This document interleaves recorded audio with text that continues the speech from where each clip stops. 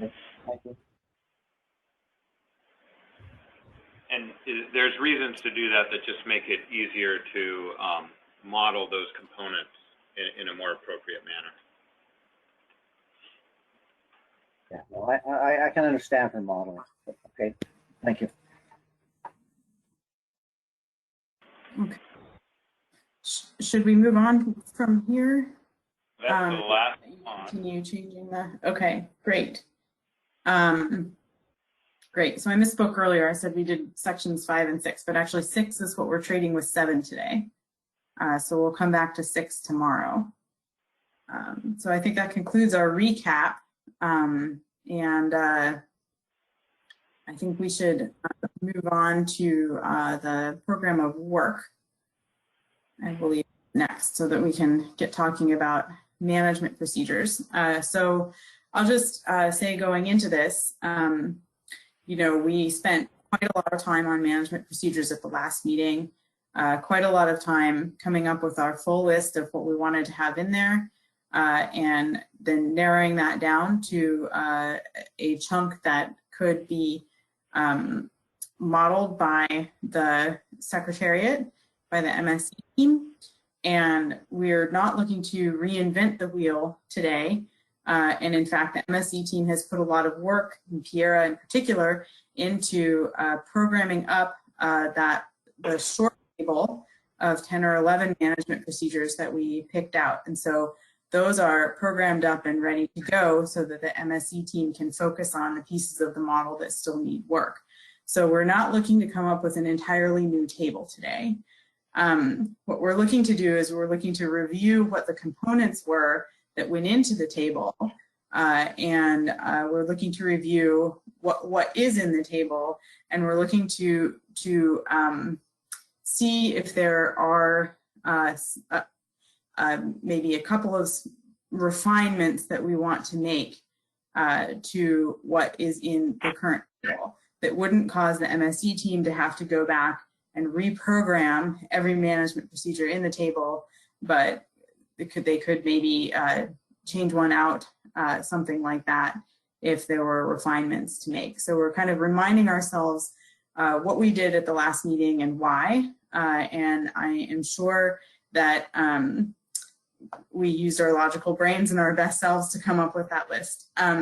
So with that, we'll get into the program of work, and I'll let Alan take it from here, unless, Adam, you have any further comments.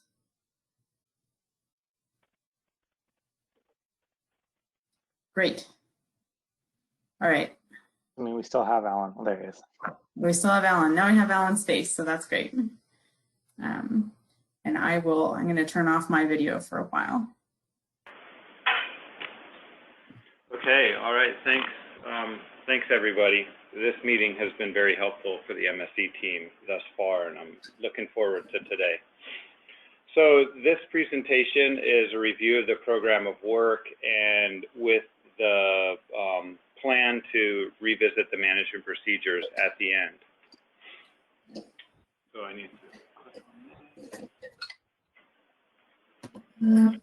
So here's the Gantt chart that I've been showing for many years. It keeps sort of shifting to the right. It's always a 5-year program of work, but we'll focus in on 2020 since that is really where most of the interest is right now.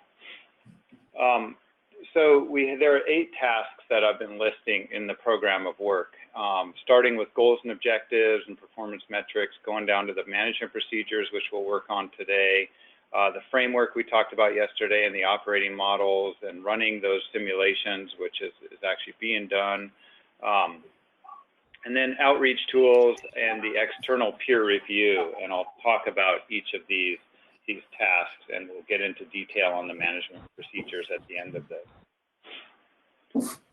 So goals and objectives, it's obvious that, you know, this is always an underlying topic with everything we discuss, and we found out yesterday that goals and objectives are pretty important, and we discussed them even though it wasn't on the actual topic yesterday. So they're always sort of lurking in the background, but we're not putting them on the agenda per se as a open topic to discuss at this time.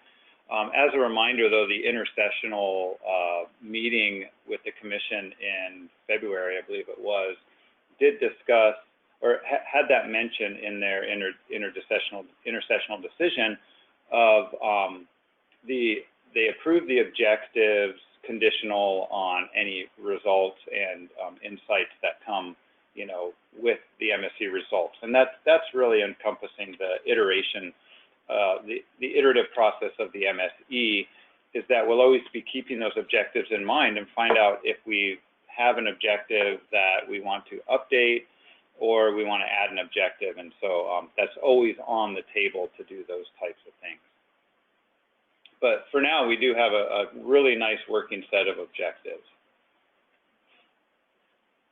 And from those objectives, as I talked about yesterday, come performance metrics. And the performance metrics are what are used to evaluate the MSE results. And so that's why it's really important to have well-defined objectives so that we, the MSE team, can go away and make sure that we're reporting the correct performance metrics to help everybody evaluate the results. So I think we have a really good set of performance metrics now, and in fact, we probably have 50 or so metrics and statistics that are used. The identifying management procedures will be discussed today at the end of the presentation, so I'll hold off on that for now. And we discussed the closed loop simulation framework yesterday. And I just note that additional development, testing, and tuning are needed. And really, we're in this testing phase and tuning phase, and that's why we're not bringing any results to this meeting. I just felt it could be confusing to bring results that we have now while we're still finalizing specifications, we're still conditioning the operating models, and we're still testing that the code is accurate. For the most part, we found that our operating model is accurate. It mimics the coast-wide operating models that were used before. Results from we've done a few simulations using the new framework on the coast-wide MSE, and they're turning out very similar. There are some very important differences, and we chose to incorporate those differences specifically because we felt it was an improvement over the way that the MSE was conducted previously. But the results are generally similar. So we're in that phase of testing and tuning, and we're nearly in a phase of production runs, and that's why we feel that it wasn't useful to bring results now, but we'll have results very soon. The operating model is part of that closed loop simulation, and as I said, we're currently conditioning those multi-area models, which is a challenging task in itself. And I think that'll be a major discussion with the SRB, are the multi-area models, operating models that we're going to be using to do these simulations, and just making sure the SRB is happy with the progress and the assumptions that we've made on those.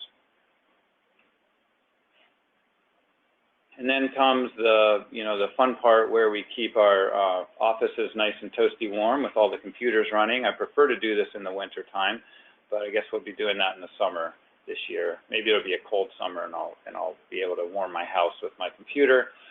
But this is really production mode. We'll be running all these, but we'll be doing the testing as well, because as you know, you always find out little details that sneak in when you're doing this. And then this is also the time we'll be compiling outputs and displays, working with people on fine-tuning those and then bringing those for evaluation.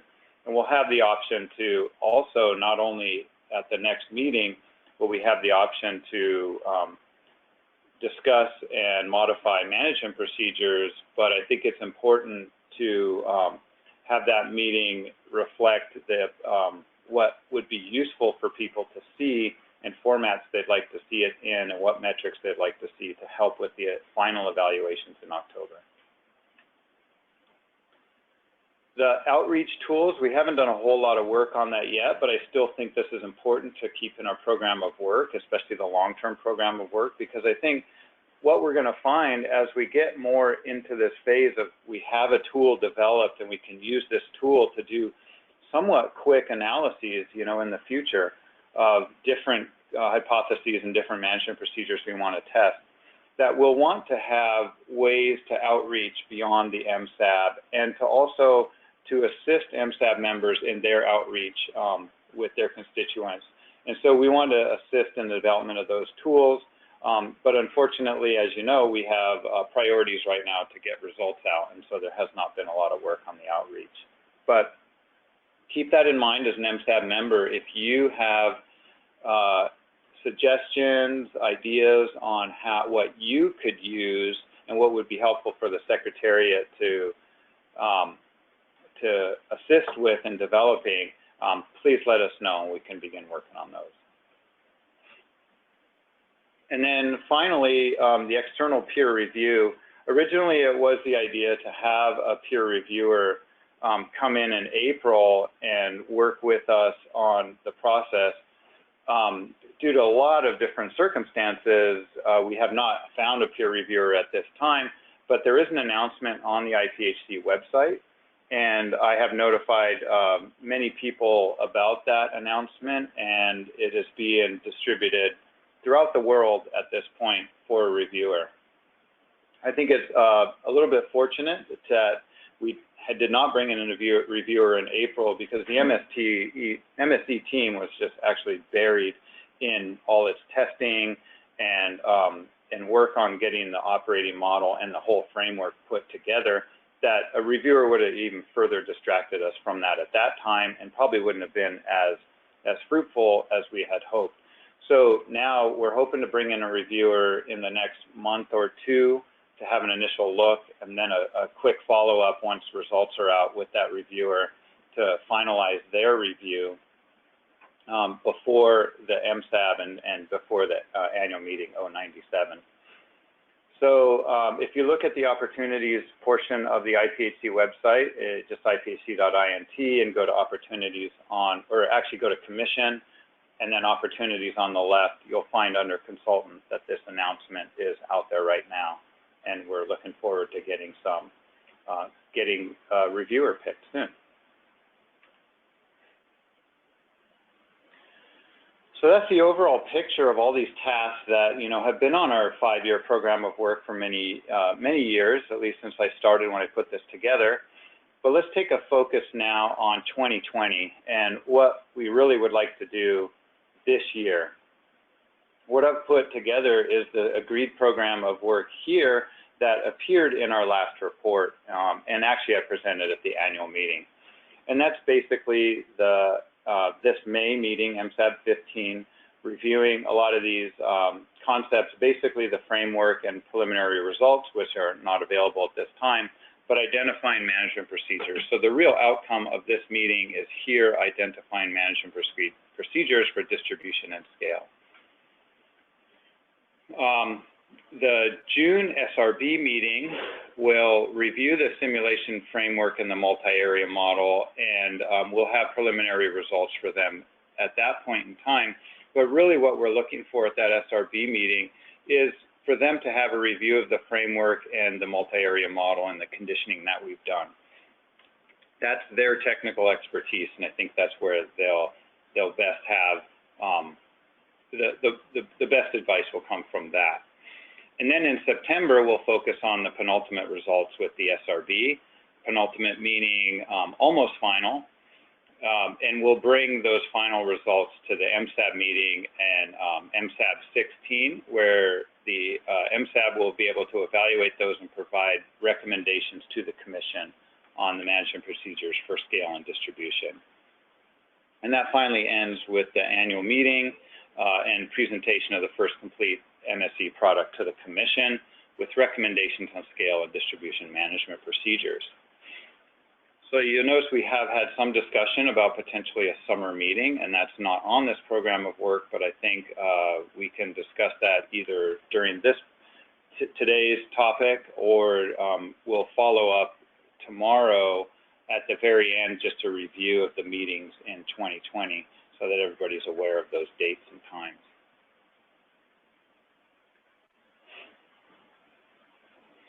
So that brings us back to the management procedures, and the discussion of the management procedures that we should be having today in finalizing, having a set of management procedures that we're going to go away and do analysis on and simulations for. And so I note that the appendix of MSAB015 report actually lists two tables in their appendix 6. And these two tables are, one was the first table with management procedures having numbers, were a list of various management procedures that all the members felt would be important to bring to the table at some point in time. So this was, I think, a list of 17 or 18 management procedures.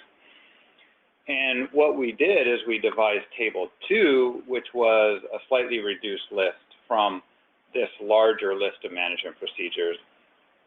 And what are really the priority management procedures to bring for the next MSAB meeting and the next set of results. And so those management procedures in table 2 are lettered, MP, A, B, C, D, et cetera. And I really fought hard to keep those to a maximum of 10 management procedures, just in the interest of time. So I've put up the top few rows of one of those tables. This is table 1 in this report. I can bring up the report if we want to see the entire table. But that report is linked in this presentation, should take you right there. But it basically shows the coast-wide components, the name of the management procedure, the coast-wide components, if there are any regional components, the concept of distributing to region first and then to regulatory area, and then what the regulatory area components are. So just as an example, our interim management procedure without those additional without the additional add-ons that are currently in place through 2022, our interim management procedure is using an SPR of 43%, but in this case, we'll investigate many different SPRs, and a control rule of 30-20. It does not distribute to the region, so there's nothing in the regional component there, but it uses the O32 stock distribution, relative harvest rates for areas 2 to 3A, and then 3B to 4. And then these are actually the add-ons at the regulatory area level here that are currently used. And actually, this was before the annual meeting. This table was put together, and we have this additional bullet point now of accounting for U26 bycatch. So that's just the format of this table, and we can look at that in more detail as the discussions begin. Another really useful outcome of MSAB015 was a couple of paragraphs in the report actually identified elements of the management procedures. And if I remember correctly, there were 2 paragraphs with various elements, which I've tried to split into these slides 13 and 14 here. These are some of the elements that were identified as, you know, a high priority, of really importance, things that people were interested in investigating, such things, you know, as the various coast-wide constraints, like the slow up, fast down approach with a maximum change in the TCY of 15%. So that's basically putting those 2 constraints together into one management procedure. And the reason, if I remember right, that we did that is that the slow up, fast down could potentially, with large changes in the management advice or the management procedure from year to year, could result in a more than 15% change sometimes. And so combining this sort of is capturing the best of both worlds, the 2 concepts that we're trying to get with the slow up, fast down, and the maximum change in the TCY approaches. I will note that I ran some simulations using the old coastwide MSE framework this week, and I think Pierre is actually summarizing those. And if people do want to look at what the coastwide MSE results are with this combined constraint of the slow up, fast down, maximum change, we should have a presentation, or at least a few really rough draft slides to show you within the next hour. So there's a lot of different concepts here that I think would be useful to discuss. I'm not going to walk through them right now. Maybe we can walk through them as we discuss them, unless anybody does want me to read off these bullet points and provide my insights onto them. These were some additional elements from the management procedures. We have Chris online. Yeah, sorry, Alan. Could you just could you just explain to us all again the element, the one of maximum fishing intensity defined by an SPR 36 to act as a buffer? Could you just remind us what that is? Thanks. Sure. Sure. Yeah. So that's a really interesting concept where we define. Let me just walk back to here. We have this distribution procedure, what I call you, or what we were calling the framework earlier, which got confusing, but the sort of method of doing distribution is we start with the coast-wide level and we go to either regional or directly to regulatory area. But we have to distribute that coast-wide TCY in some way to the different regulatory areas. And we start with the coast-wide. At the coast-wide level, we have this SPR, say, of 43%. Now, as we do this distribution procedure, we may define a procedure that results in a departure from, at the coast-wide level, from that original SPR. Say we're starting coast-wide SPR TCY is 43%, and say some distribution procedure says the trend in the survey has been skyrocketing in some regulatory area, thus we're going to give them additional TCY on top of what is specified at the coast-wide level and through their distribution procedure. And that results in a SPR that's actually 40% at the coast-wide level when all is said and done after distribution. So the maximum fishing intensity approach was there to mean we have this target SPR 43%, but during the distribution procedure, we may depart from that SPR, but we want to make sure that we never exceed a maximum fishing intensity of 36% SPR, which means we don't want to go less than a 36% SPR. So it's just basically a concept that we may depart from the coast-wide target SPR during the distribution procedure, but we want to put some limit on there.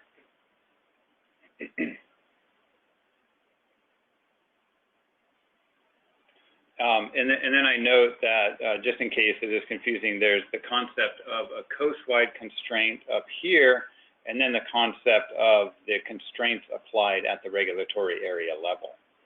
So we can apply the constraint in two different places and do some experimentation with that.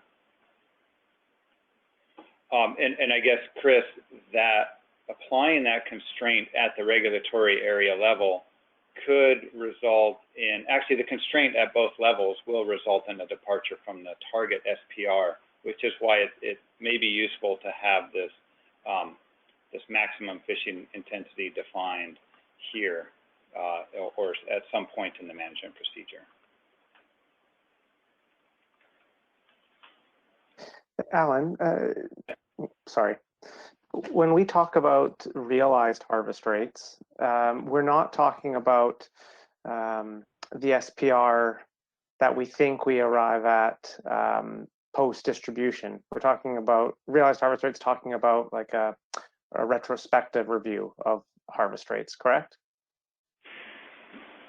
Yeah, we at MSAB015 we were coming up with this concept. I don't think we finalized the terminology for it, but yeah, the way that I see it is realized harvest rate is the realized SPR after fishing has occurred, and we've updated the new assessment, and we have our new best estimate of what the SPR actually was.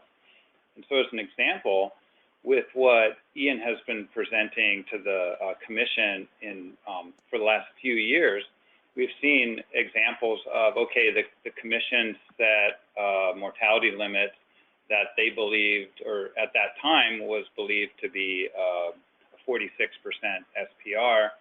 In reality, it turned out that was a 43% fishing intensity after we got updates on recruitment and the actual catches that occurred and all of that other stuff.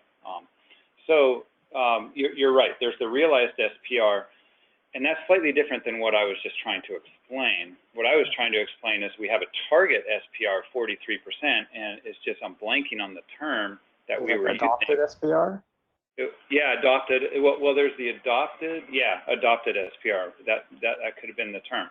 And then we have our adopted SPR, and that's the SPR that actually is the SPR that was the best estimate when the adoption of the mortality limits was made. Right. So there's this hierarchy. You start with the target, it becomes an adopted SPR, and then after the fact, it becomes a realized SPR, which is subject to estimation error and may change every subsequent year. Right. Okay. Thanks for that clarification. Yeah, and it's useful to realize that there is those sources of uncertainty that we have to be aware of when doing these management procedures, and we actually have some really neat ways of showing that uncertainty with the results.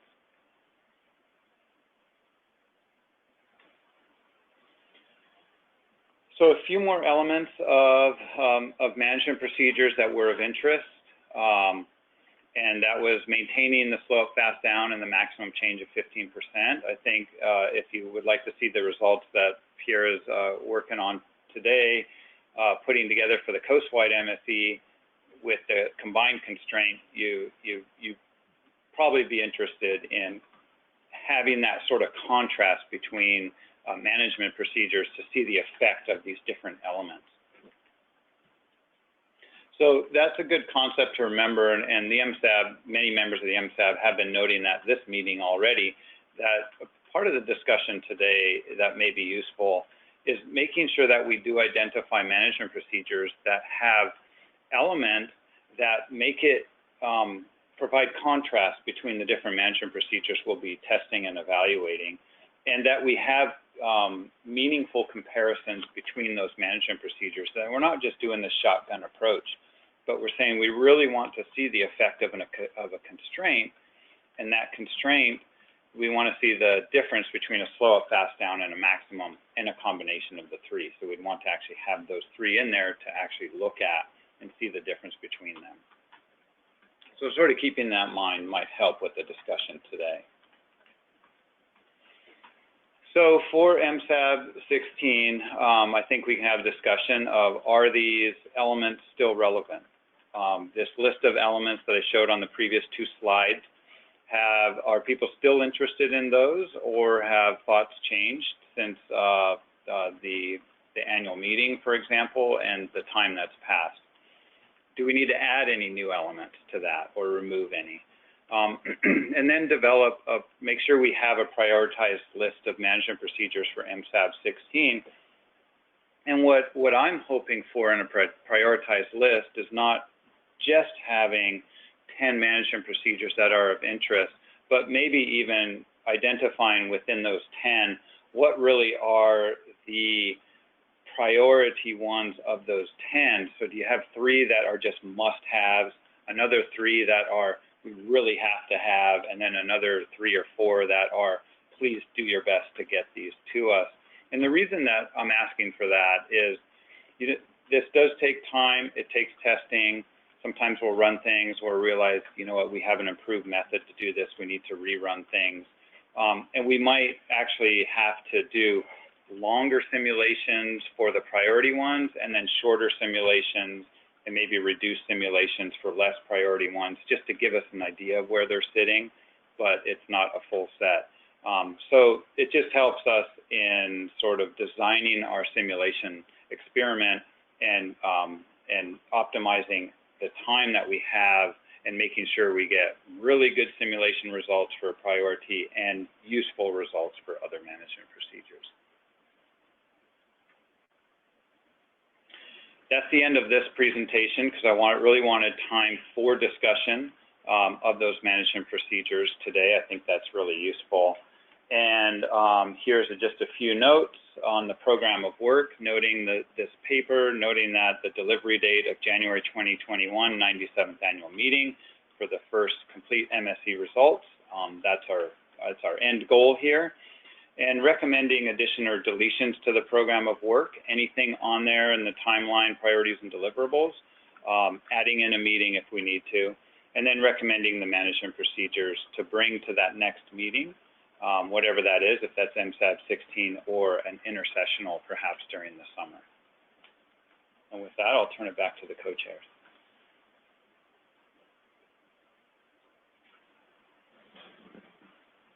I think you're muted, Carey. Thanks. Thank you. Thanks, Alan. So that was a lot of review and a lot of information right there, and quite a few questions for us to answer. So we have the questions about the management procedures in particular, and then we also have questions about the program of work, changes to the timeline, priorities, and deliverables. I don't know, Adam, if you have an idea of how we want to organize the discussion.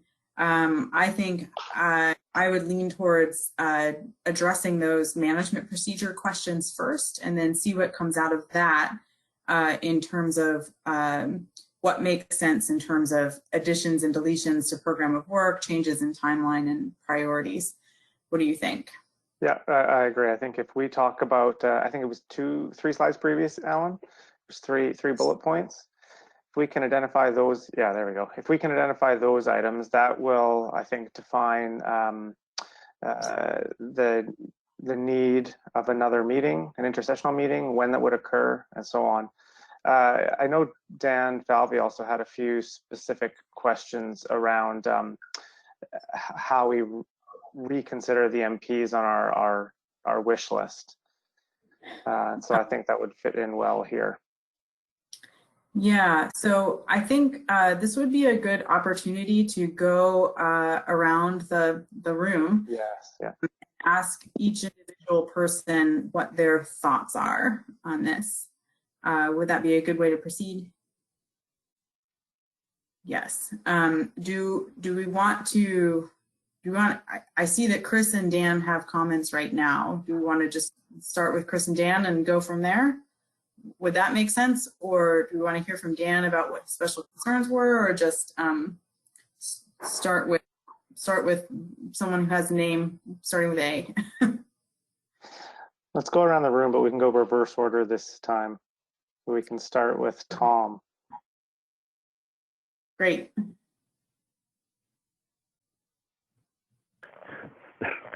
Tom's not ready to say anything at the moment here. Maybe we can do a loop.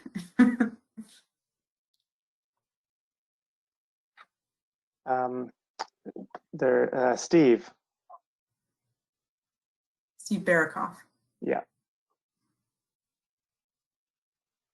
No comments at this time. Okay. Scott. Yeah, you're looking for whether we like what management procedures we want to see prioritized. Well, I think the three questions on the screen in particular are the points that we want to get some feedback on. So there's 2 slides previous to this listed a number of elements, and right. The MSC team is wondering, are these elements still relevant? Are there really essential pieces that are maybe omitted? And this might be a subsequent conversation, but is that prioritized list, which was table 2 in the MSAB014 appendix 6, is that still the correct list? The main, so maybe let's start with the elements being relevant. Yeah, I would say that the main thing that I'm interested in having evaluated is having that floor of 1.65 in area 2A. And as for all of the other, the slow up, fast down, the 15% and such, I think I'll let other people voice their opinions on what they find as prioritized for them, and just sit back and take notes. Scott, is it particularly the floor or like the status quo, that the current interim management procedure that you're correct? I think it's the same thing, right? I guess it depends. I mean, it could be the 1.6 floor in 2A and then a different procedure for other areas. Right. So is it specifically a 2A floor, that element that's important, or is it the status quo management procedure, which includes a 2A floor, a 2B defined share, Well, I think for me, being from 2A, I think 2A, the floor is important to me, but I think people from Canada are going to say, well, we want to also evaluate that situation for 2B. So, and I would not be opposed to any of that. Okay, great. Thanks very much, Scott. Sarah. Hi. So I think the list of elements that we have going right now is pretty good.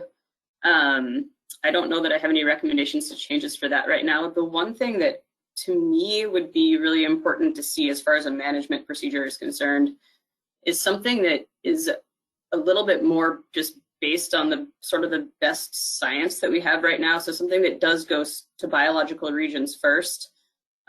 Maybe also something that uses the all sizes WPUE. We have a lot of stuff with the O32s and nothing with all sizes. And then, you know, somehow applies harvest rates to the regulatory areas without any of those other constraints. And I think that the reason that I think that's important to see is to be able to evaluate the other management procedures that we have against sort of what a standard of some kind. And right now we don't have a standard to evaluate those against. And I think that that would be important. And then, you know, to be able to evaluate things against each other, have some kind of measurable outcomes then that are like, you know, a particular share to a region or a minimum TCEY to a region or that kind of thing. So I think that's the one thing that I really think for me would be helpful to see right now in an additional management procedure if we were to have any. And I guess I'll leave it at that for now. I probably have a lot more thoughts for the future. That's very helpful, Sarah. Thanks. Rachel.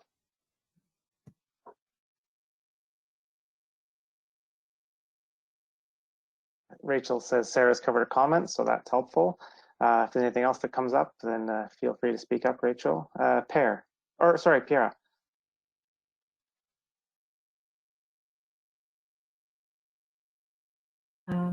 Sorry, couldn't find the unmuting button. No, I don't have any comment for now. Thanks. Do you maybe have any insights from the MSE team perspective as to what's really challenging to program, or what's been maybe a bit more of an interesting outcome? Well, I guess that one of the things. Sorry. I guess that one of the things that I mentioned earlier as well is that we should try to keep it simple. I mean, the more elements we add, this not only complicate the coding itself, but they might also take a lot of time, because for some elements we need to maybe do multiple iteration. So yeah, so that really my advice, if we want really to have results, I think that's one key point, and it's beneficial for many other aspects also. You know, it's easier to understand for people, so, and easier to implement. So yeah, that would be my my advice. Excellent. That's very helpful. I think it's something that is easy to forget as we all throw our suggestions into the ring about the value of simplicity, not just for the MSE's teamwork, but also for interpretation of the results after the fact. Yeah. Thanks very much. Per. Just a minute here. Yeah, you got me. Yeah, you got me here. Oh, okay, good. Yeah, I at looking at some of the elements here, I do favor the combination of fast up, slow down with the 15% max, because with the long-lived species, you know, the normal arguments, I just don't think the population varies that much from one year to the next. That adds stability to the fishery. Also, in management procedures, I'm really reluctant on national shares. I prefer a more science-based position. I understand there's political considerations in all this, but the more we can lean to science solutions, I think we have a better product.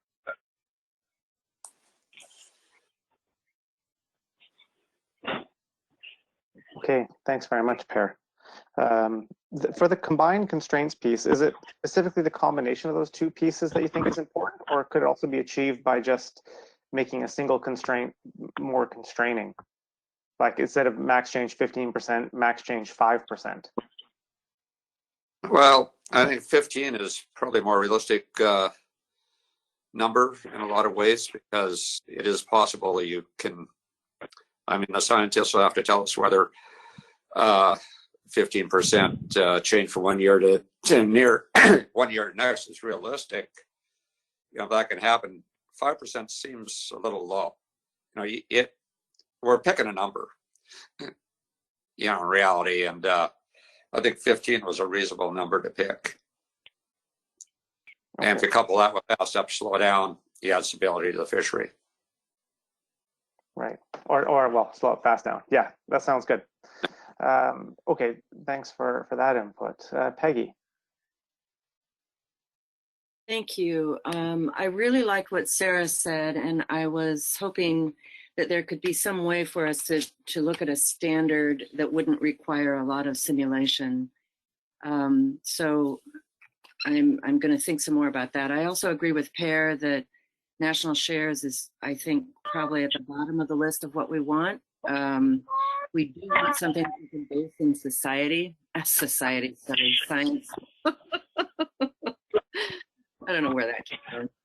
And I guess one of the things, I'm interested to hear what other people have to say at this point, but one of the things I've been thinking about is to have a constraint that kicks in over time if the realized SPR goes above a certain percentage, or goes above a certain level. So I don't know that we have that in here, and I don't know if that would be what everyone else wants, but maybe a component of that or an element of that could be a management procedure that we could work in with what we have here.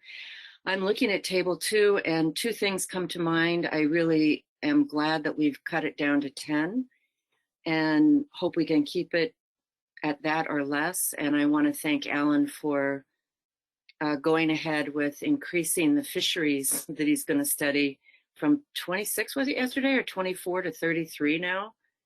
I get that, and I think it's great, but it's more work for sure. So I'll look forward to what other people have to say. Okay, thanks very much, Peggy. Oh, and I see Commissioner Riles joined us. Hi, Paul. Nice to see you. Do you have any thoughts, maybe from a commissioner's perspective, about MPs that you feel the commission in particular would like advice on? I realize we're putting you on the spot here, so if you'd like to come back, we can do that. Yeah, good morning, Adam. Nice beard, by the way. So I'm still just getting kind of caught up to speed, so at this point, no, I don't have a comment, but maybe I will later. Okay, thanks very much. Maggie. Thanks. I don't have anything to add at this time. I am certainly in agreement with the comments to really focus the management procedures on the scientific information and science basis that that seems like the most sound approach to me. And I am reflecting on Piera's recommendation to keep it simple and wondering if the team and the group here feels like what is listed in front of us in terms of elements right now is simple enough. Does keep it simple mean just don't add more, or do we need to potentially pull some things off that list in order to achieve something that is kind of a manageable level of simplicity, both for modeling and interpretation and then public communication? I don't have an answer to that, but just thought I'd share that's a question I'm thinking about. Thanks. Maggie, are you thinking about taking things off of the list of elements or taking things off of the table of management procedures? Either one. Mm-hmm. And I'm not suggesting that I have anything I would propose to remove. I don't feel like I have a deep enough background in the MSAB's work to this point to be able to know what the development of all of these elements and tools and procedures. Just found myself wondering, again, as Pira made her comment, are we at that level now and we just don't want to add complexity, or do we need to make some changes now if we do want to move toward, a little bit more simplicity? Thanks. Thank you.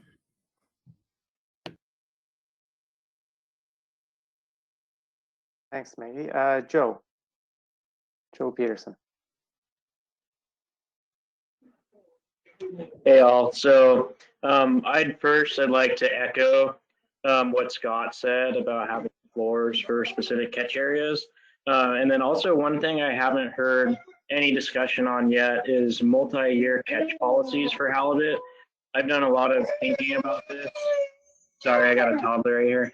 But I've done a lot of thinking about the multi-year catch policies, and halibut is a long-lived species. Biological changes and stuff in the stock isn't typically happening over a single year. So it makes sense that we could move towards a management regime in all catch areas where we set a level of catch and then potentially have it for anywhere from 2 to 4 years, similar like what we're seeing in 2 catch areas right now. But I think that would be a good thing for us to include or make sure that it was noted that that's somewhere we could see the stock going. Great, thanks, Joe. I to be honest, I can't recall off the top of my head if the multi-year catch policy was on the short list. Alan or Carey, do you recall? I don't recall, but I do believe that we have results for a multi-year run for the coast-wide management strategy evaluation. So the last round of results does include that idea. I believe that there were 3 ways to kind of tackle variability. And in our initial, we didn't have a multi-year policy or any constraints like constraining to 15% change or the slow up, fast down idea. When we didn't have any of those, we couldn't meet our catch variability objectives. And then when we added one at a time, those 3 ideas, I believe that we ended up crossing the multi-year idea off because it didn't meet our variability objectives, as well as constraining changes to plus or minus 15% or the slow up, fast down. That's something that we could look back at to just verify how we did that. And so that was the coast-wide result. And of course, it wasn't being applied area by area, but just to provide some sort of background and review there.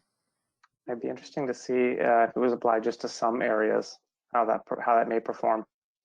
Okay, thanks for that suggestion, Joe. Anything else? Nope. Great, nice halibut in the background too. Alan, nice halibut too. That one's not mine. Joe, I don't know whose is bigger. This one's 60 pounds. But mine got you beat by about 100 pounds. That's what I thought.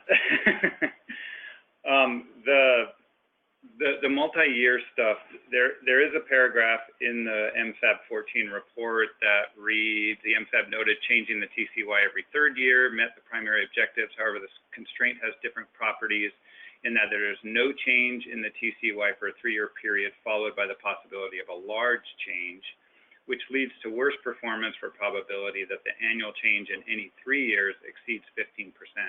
And if we spent a bit of time looking at that in the properties of these different constraints, and the multi-year was confusing, or it was difficult to compare to the 15% slow up, fast down, because when you just calculate the AAV, it's no change for 3 years and then 1 change and then no change. So if you average over a 10-year period, you're only getting 3 years that change and a lot of zeros in there. So it reduces the AAV, which is why we put out these different statistics. What's the probability of it changing over a 3-year period?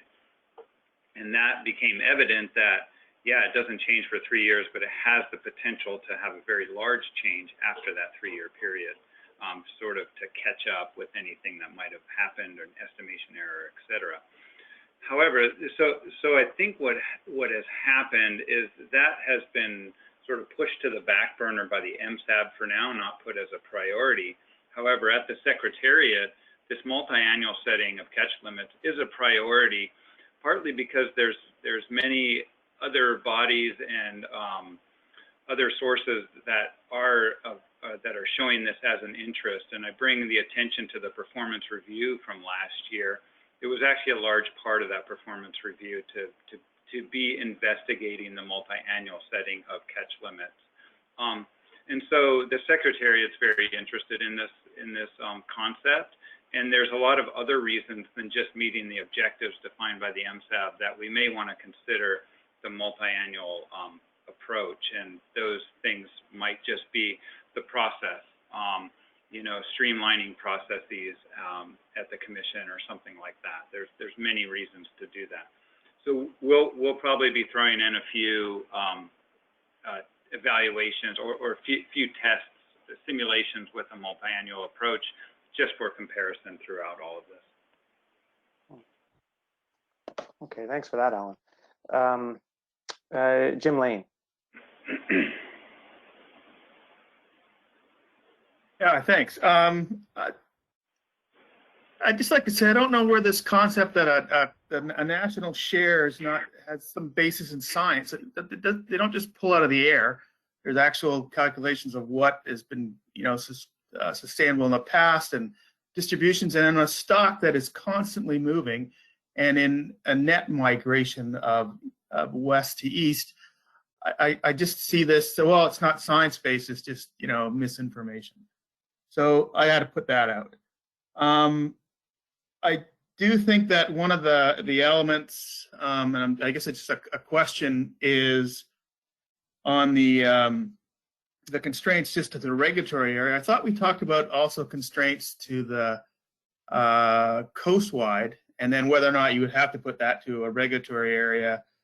And I understand, the issue of, adding another, the coding and the other sort of another run, but I just see that in the elements, it's just to the regulatory area. So I'm not sure that's kind of what really reflected what we talked about. My memory could be wrong. And, I don't know if we have time, but it would be good just to review the 10 that are those 10 management procedures. I know we've all looked at them, but it would be useful to review them, just to see what they are, and then have people say, what they don't like. We've been talking about this for a number of years, is these kind of, a share for the contracting parties. Even the proposal for 2A for the floor was, the rationale was all based in science. So all this sort of thing that's not based in science is just not based in a distribution of apportionment, which has just as much uncertainty in it, in certain areas of it, as anything else. So I think that's kind of just, I just find that irritating. I respect your opinion, but I find it irritating. And the part about the multiple year thing, and Alan probably already knows that. That's reflected back in like 1998 or 9, and they came up with a conditional constant catch policy. And when it was explained how much reduction in yield you would have to take in order to adjust, in order to maintain that, what Alan said, after 3 years, you might have to have this big change to sort of catch up. What's happened is people weren't too keen on that. And so that would be actually interesting. Maybe the understanding is a little bit different, but my understanding back then was, it sounded really good on paper, but when they started looking at the details, it's like, you give up a lot of yield. And while that may be okay for some groups, I know some of the First Nations groups, which their food and ceremonial is tied to a TAC, and the recreational tie, that's not something that they would really support. Okay. Okay, Jim. Thanks very much. Yeah, lots on constraints still. Jeff Kaufman. Yeah, thank you. I don't have a lot to add. I think there's been a lot of really good comments going around the table, and there's no reason to touch on the hot button issue of national shares. And of course, I don't favor those either. I think the elements for the most part are still relevant, and I don't have anything specific that I'd like to see out at this point. So I think Peggy and others have touched on things that are of importance to me already. So I'll just keep my comment short. Thanks, Jeff. We're a little bit halfway through the list, so maybe I'll take a quick moment to recap some of the very high-level themes we've heard. So there's been a lot of discussion on constraints, be them things that are applied annually, like a slow up fast down adjustment or a max change 15. Talked about multi-year constraints, like multi-year TACs. Talked about lots of combinations of constraints. So you could have multiple annual constraints or annual constraints combined with multi-year constraints. Also applying those constraints at regulatory areas, maybe at regions or coast-wide. So lots on constraints. There's been some talk about sounds like maybe just using the survey distribution to act as some sort of baseline with which one could evaluate a constraint or a floor or a share against that. And we've also heard these concepts of minimum for an area, be them a share or a floor. And then kind of an overarching piece of advice is please keep the procedures simple to expedite evaluation and interpretation. So those are some of the points I have here. Let's go through the balance of the list, and if folks feel that any of those have been mischaracterized or something that is omitted, please be sure to flag that. I think next on the list is Jim Johnson. Are you on there? I am. Thank you, Mr. Chair, for the opportunity to speak. Can you hear me okay? I don't have too much to add in terms of, I think the elements are still relevant, but I think it might be a worthwhile exercise to see if we can't, develop a prioritized list. It would, I think, maybe help inform priorities as we go forward. That's really all I have to add. And thank you, everyone else, for your comments. Great, thanks very much. In the interest of time, if you don't mind, Ian, I'm going to skip over and go to Glenn. Thanks all, and apologies, like many of you, I've been doing 4 things at once while this has been going on. Generally speaking, I think the suite of issues that we're looking at are appropriate. I do think that there is a tension here between ensuring that we are providing a broad analysis of different management procedures with the desire to keep things simple and have a tractable result. I do think there is an importance in making sure that we're having a broad analysis of different types of procedures and not unduly constraining ourselves at this stage. I think at some point we'll probably need to circle back to see how expansive or how detailed some of these procedures are, whether or not some of them are duplicative or not. But I think that's a challenge we can face later. I do think keeping things relatively open at this stage and broad in terms of our assessment is still appropriate. Thanks. That's a good piece of advice, Glenn. I mean, if we're ever to try out a diverse set of ideas, this is the place to do it. We don't want to be doing it in the real world. So, Forrest.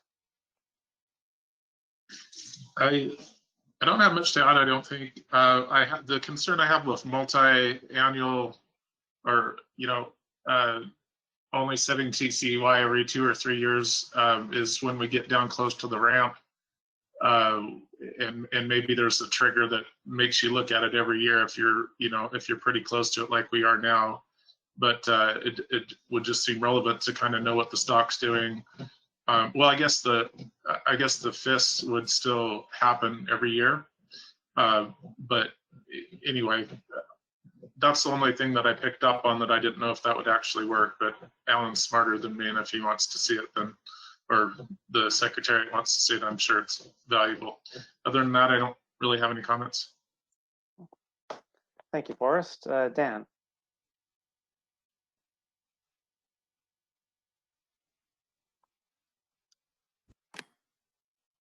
Wasn't paying attention to the alphabet, I guess. So anyways, thanks.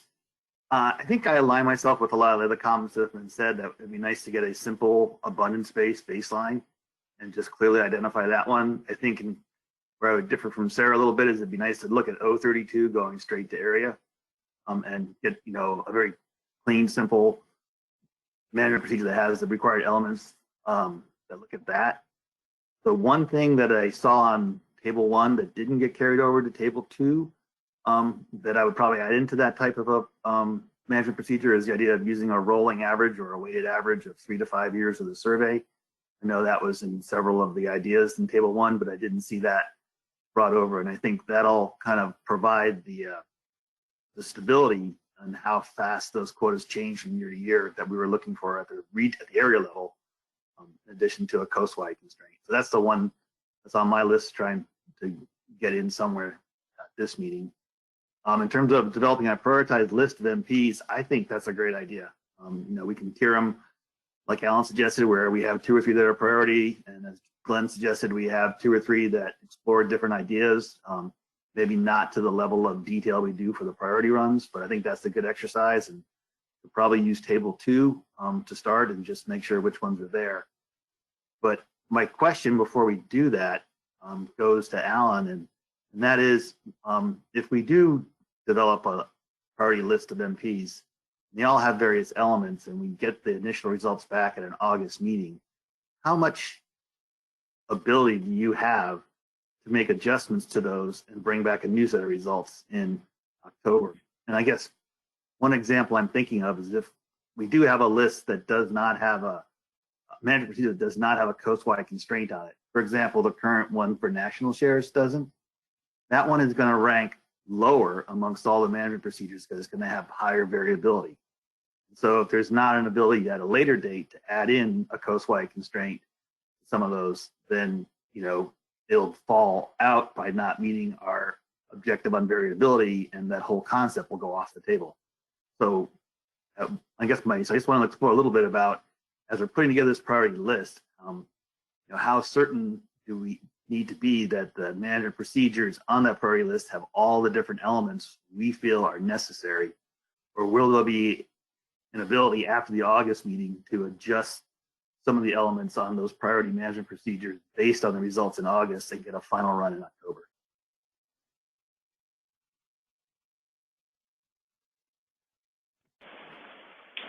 Thanks, Dan. May I answer that now, chairs? Okay, so yeah, that's a great question, and it's really why the MSTE team has putting so much work into developing the tool rather than just putting something quickly together to get some results. Because what we really feel like is we're building a tool that's going to be used by the commission for many years and maybe even decades.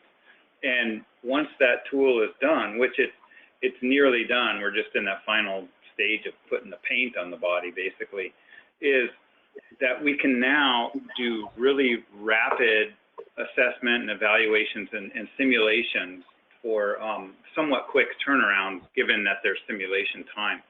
So the way that we see it is we'll have this priority list, and when we come back to the next meeting, is the MSAB will have a look at those and they'll say, I like that, I like this, I like these 3 things, but I'd really like to see it now with a constraint or something like that on it.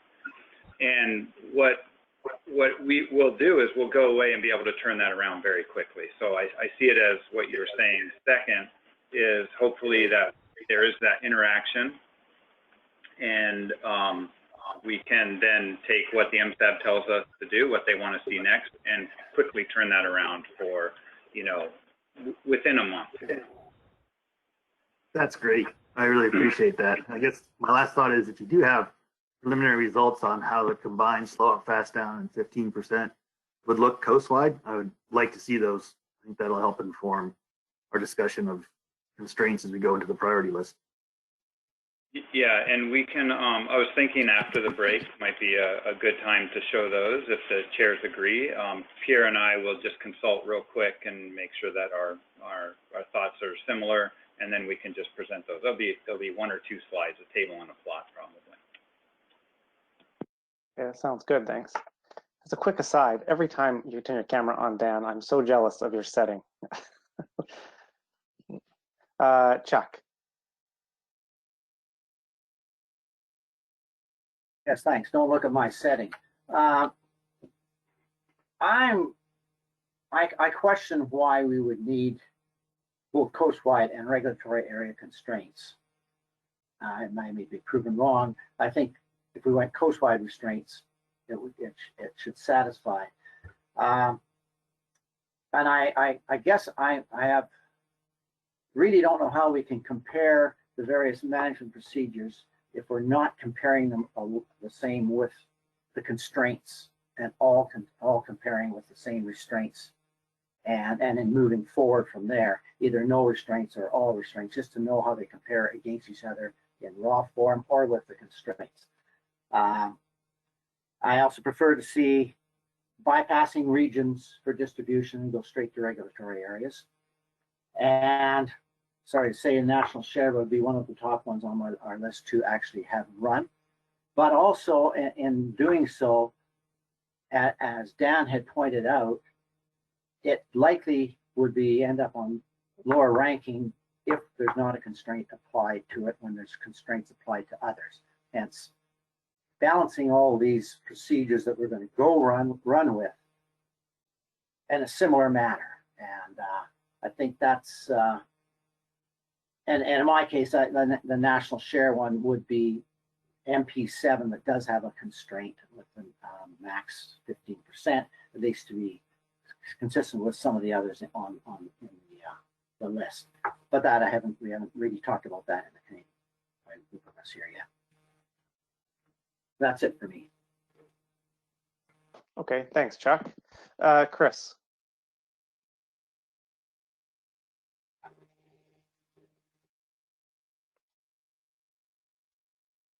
Muted, Chris. There we go. Just looking at this and hearing people's comments got me thinking, and some of the stuff Alan said during his presentation. So are these elements still relevant? I guess the question I would have there is during his presentation, Alan made a comment that the new model, we're now using a new model versus an old model. And so, you know, he said that generally it's the multi-area model, I think, is mimicking what we see in the coastwide model. You know, the results are generally similar. He said, but there are some important differences. So I think one thing that will be important for us is to understand what the differences are, because I think that could affect the question of are these, just understanding what the differences are. So things that we thought were the case, or maybe, you know, is that still the case? I think the elements, you know, in that context, I think that could inform if the elements are still relevant, or even just provide us just an understanding of what has, you know, why the results have changed. And I think we all need to keep in mind we do have a new model now. So I think the elements are still relevant. Do any elements need to be added? I think the comment earlier that to keep it simple, I think we've got a lot of elements there. And I don't think we need to really add any more. But I think in terms of, again, Alan made a comment during his presentation. You know, he said when you're thinking about the management procedures and stuff, he said, don't take a shotgun approach. We want to make sure we're in a position to be able to look at each element and say, okay, what was the effect of that element? So we all understand that. We understand how adding this element or that element affects the results. And, you know, he used the example of constraints. You know, you've got 15% max, you've got slow it fast down, or you've got some combination. Understanding what the differences there are. We sort of looked at the coastwide level, but we've got a new model now. So I think that we need to really keep that in mind, and that way we'll get information back that can inform us for our next round of discussions.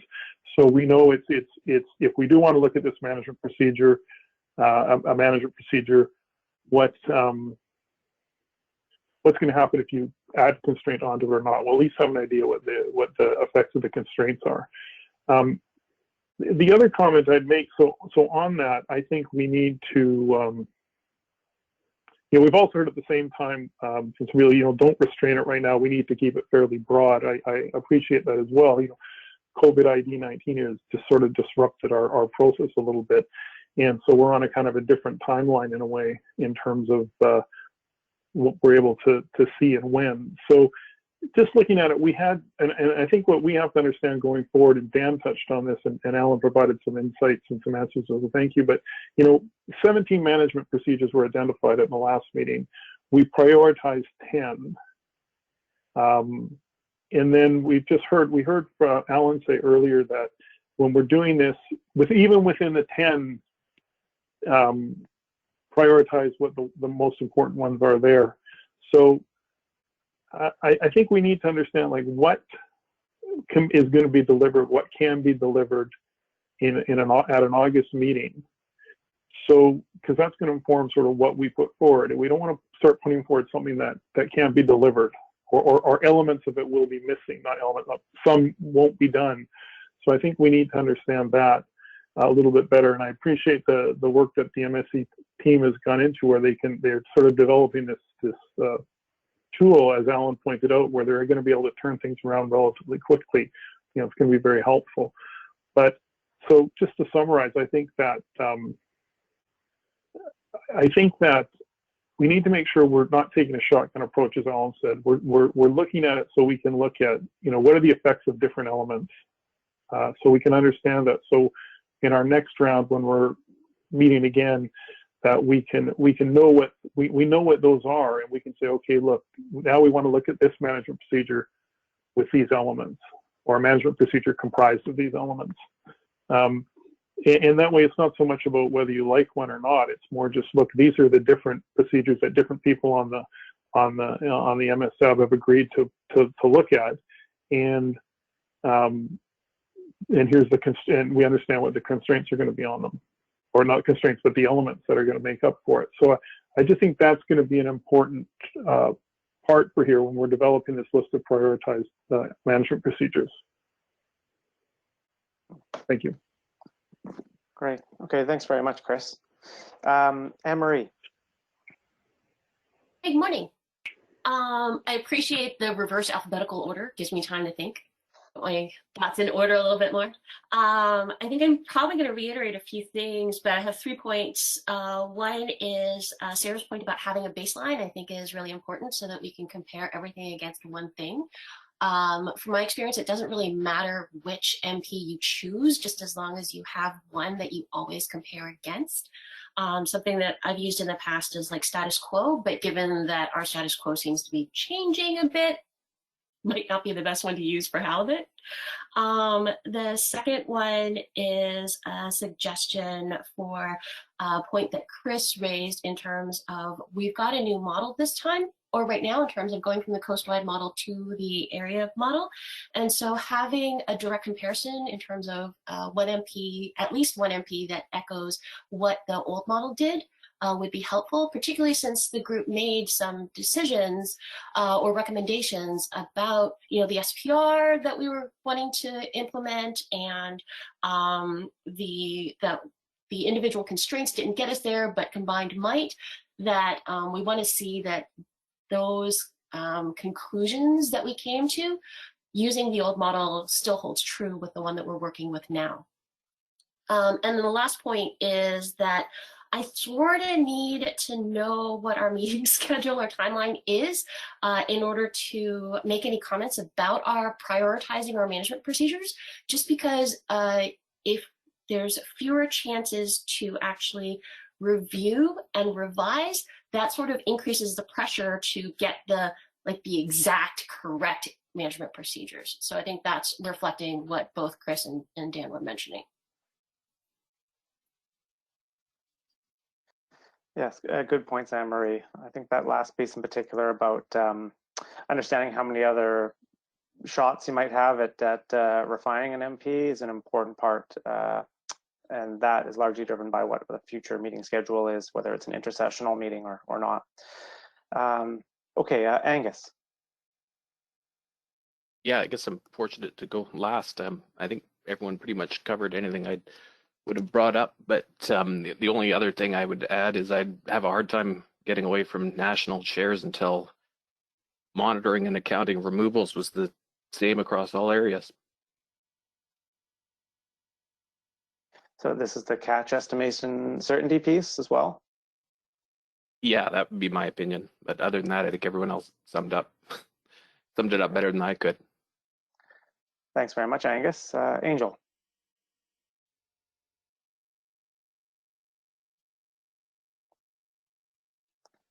Not sure. Angel, if you're there still.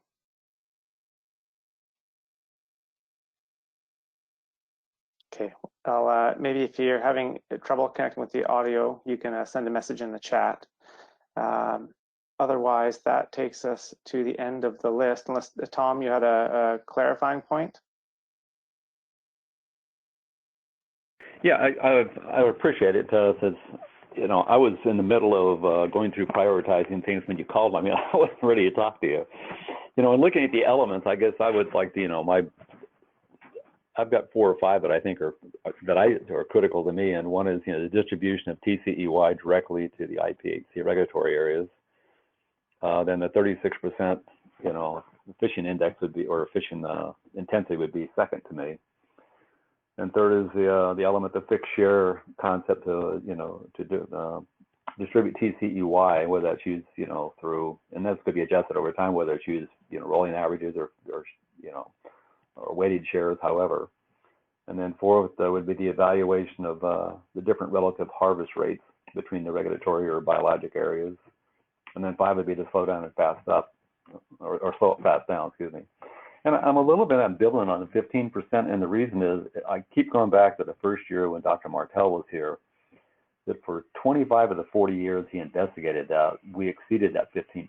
And the question becomes, how much yield are you willing to leave on the table? You know, especially for the commercial folks, in order to achieve that 15%. So that's why I'm a little bit leery of it. I'm not so sure that the slow, you know, the slow up fast down wouldn't take care of that by itself without penalizing yourself with a 15%. So anyway, thanks. Okay, thanks, Tom. And yeah, thanks for agreeing to go first when we called through. So thanks everybody for the opportunity to hear some of your thoughts.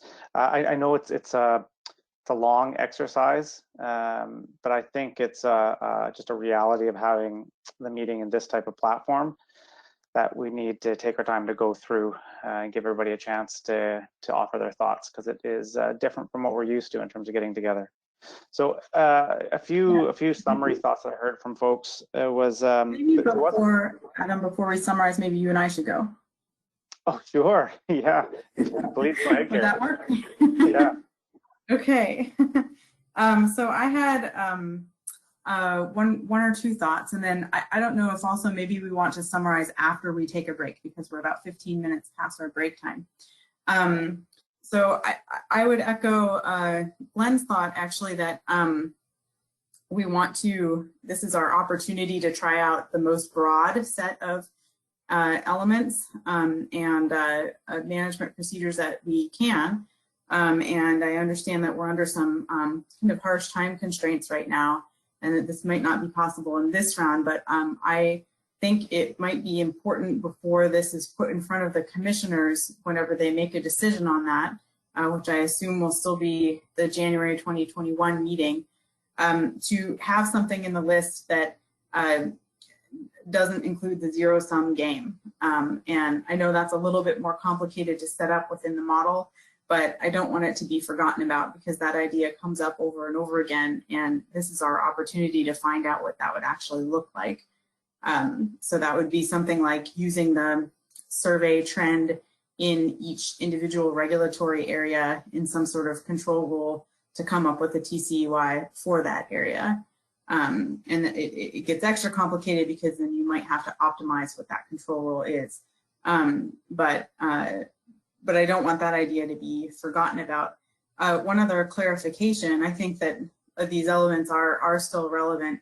When we were kind of going through some of those MPs and the interim MP, I just want to clarify one piece from the last annual meeting and the report from that, that we will be taking a look at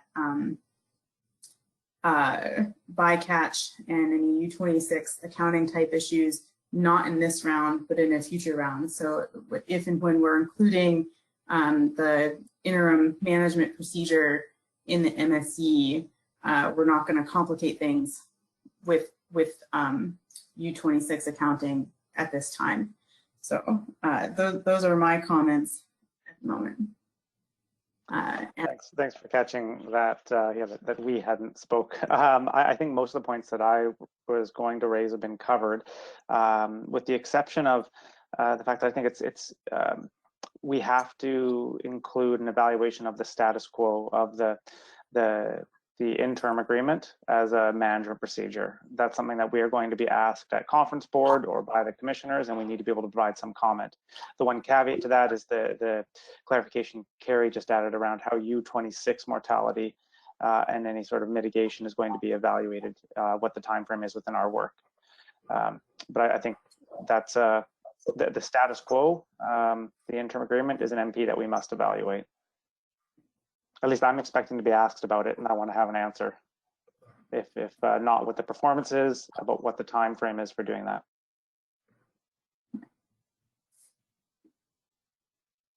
Thanks, Adam. So we are so shall we? We are quite over time. I think people probably really do need a break, and I'm wondering if we should just come back at 11:30, and we'll have a summary ready at that time and next steps to move forward. Does that sound good? Sounds good. 11:30 comes up, and then go ahead. Sorry. And then perhaps we can move along to the recommendations page and discuss some of those concerns. Yeah, I think that's a good idea. My points aren't so much a summary; it's more a list of some of the themes that we heard that I noted, particularly with what elements are relevant and what folks feel are maybe most important. So the first item was more on omission. No one talked about exploring different ranges of SPRs. I think there's only one reference to relative harvest rates. So I think that's okay. I think it means people are satisfied with the current scope that we have right now.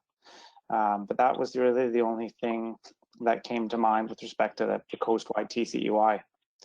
I'd say the vast majority of the conversation was focused on means to limit variability. So most of our conversations were on different types of constraints, whether they're annual or multi-year, whether they're additive, apply to the coast-wide level, or specific regulatory areas. The second kind of theme was around distribution, and I say there's probably two general perspectives. One is that's purely survey apportionment, and another is some share or catch minima. I would just clarify that nobody actually brought up the survey. They said biologically based, scientifically based, baseline. Okay, sure. Well, then that may be helpful. What does that mean? It would be helpful, yes. Yeah. But I noticed that it was more an open comment, more broad comment. So those are the themes, and then the one point I'll add, because I went last, was I think the importance of also including the status quo or some baseline. And I guess that was another theme we could add, is the need to have some sort of comparability process between the different procedures that are advanced, so we can understand what the consequences are of one element over another.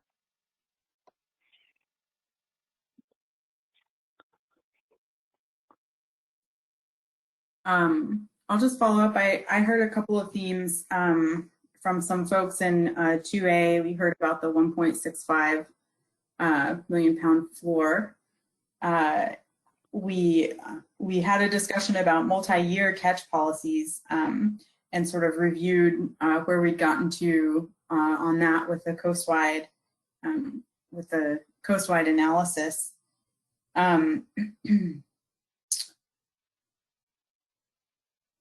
A couple of people brought up the need to know more about our future schedule and our opportunities for iterating on new management procedures before this shows up in front of the commissioners, which I think we've been a bit thwarted due to coronavirus on that one. And I think we can discuss in this next section of program of work. We did hear about national shares quite a bit, which I think you did bring up, Adam, and we heard about that from multiple different perspectives.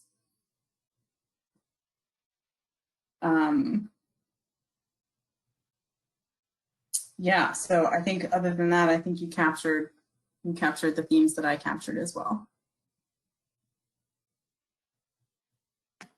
So then, are there any points of clarification from folks there, I guess particularly from the MSE team in terms of understanding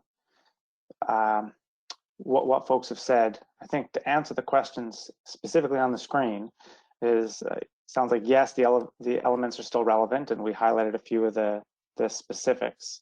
I didn't hear any new elements to be added, although along those lines, there was the questions from Dan and Chris and others about how responsive the MSE framework would be to add in different elements to a specific procedure as we learn more. And it sounds like the framework will be flexible enough to support that in a relatively short turnaround time. But are there other clarifications that the group would like to offer or that the Secretariat feels they need? Well, the one I didn't hear mentioned is I did offer the idea of a rolling average on the survey. That's pretty important to me. So yes, sorry, Dan. That's, I saw your screen turn on. I realized that was one of the ones we admitted. And I think that's something that would go under maybe both this concept of limiting variability, but also a distribution piece. Alan. Thanks. Can you guys hear me? Okay. Yeah, thanks, Adam. It's, you know, as we've been coding up the management procedures, we've likely had to make a few interpretations of what these mean, but I think it's been pretty much clear, and Pierre, feel free to jump in if you have any comments as well. But overall, I think it's pretty clear. These discussions are very helpful for us to get an idea of what everybody would like to see and what's important to them. And we just know when we come back with the results and the actual implementation of these management procedures that we'll try our best to explain our interpretation of them and make sure that everybody's on board with how we did interpret them. But I think we're okay.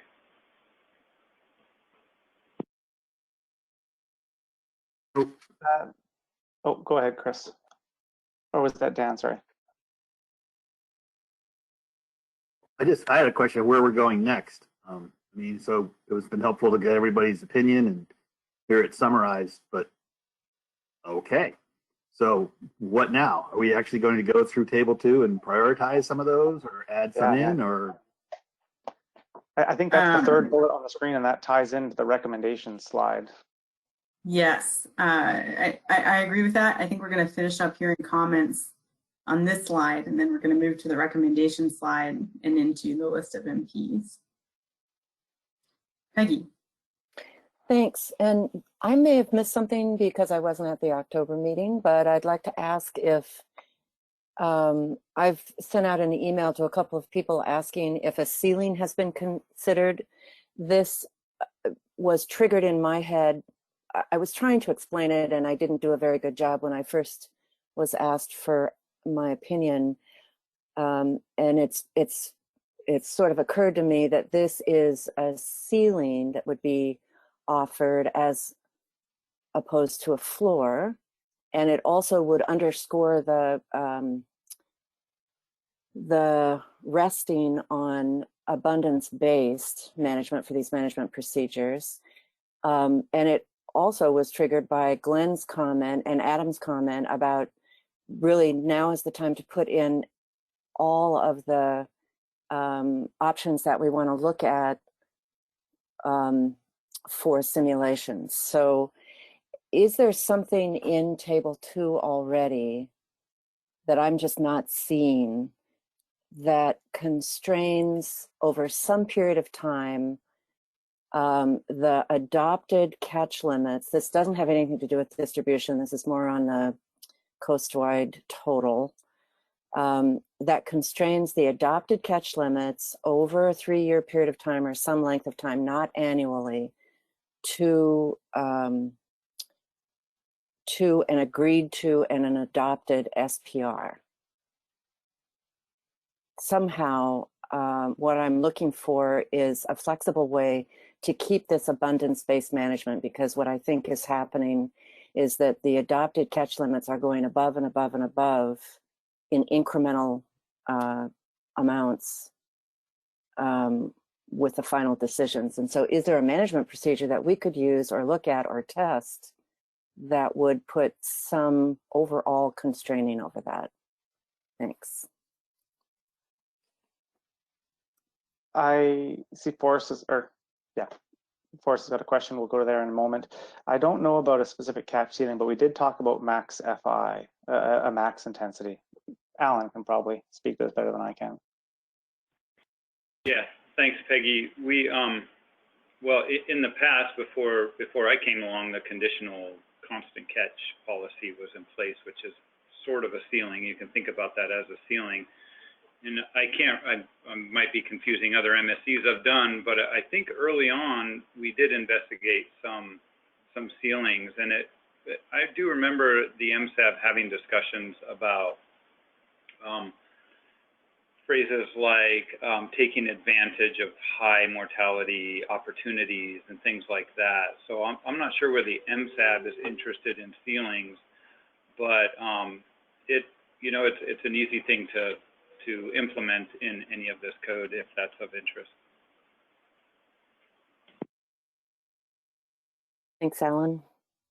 I'm more interested in just keeping this abundance-based, and so it would not be for, it wouldn't be a concern if the stock was increasing.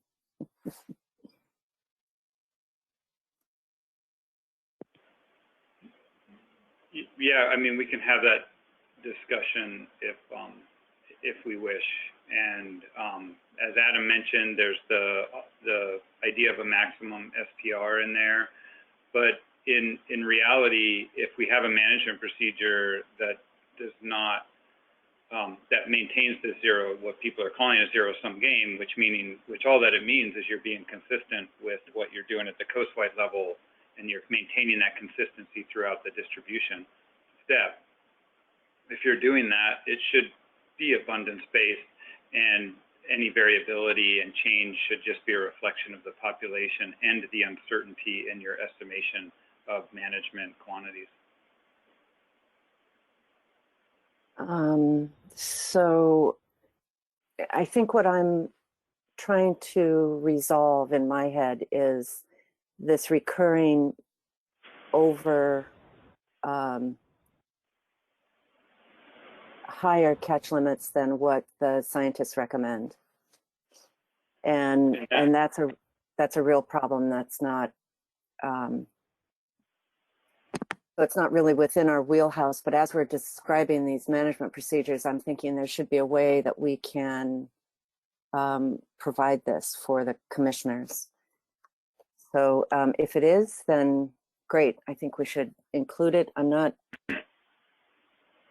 sure that this maximum SPR would do it, because we realize it after the fact.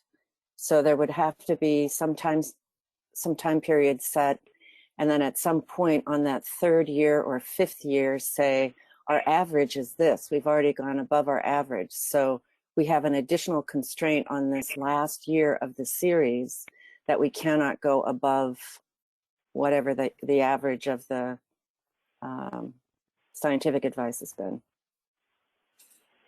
Yeah, I see 2 points in there. One is the implementation variability of the commissioner decision-making process. And that's where the deviation from the management procedure occurs.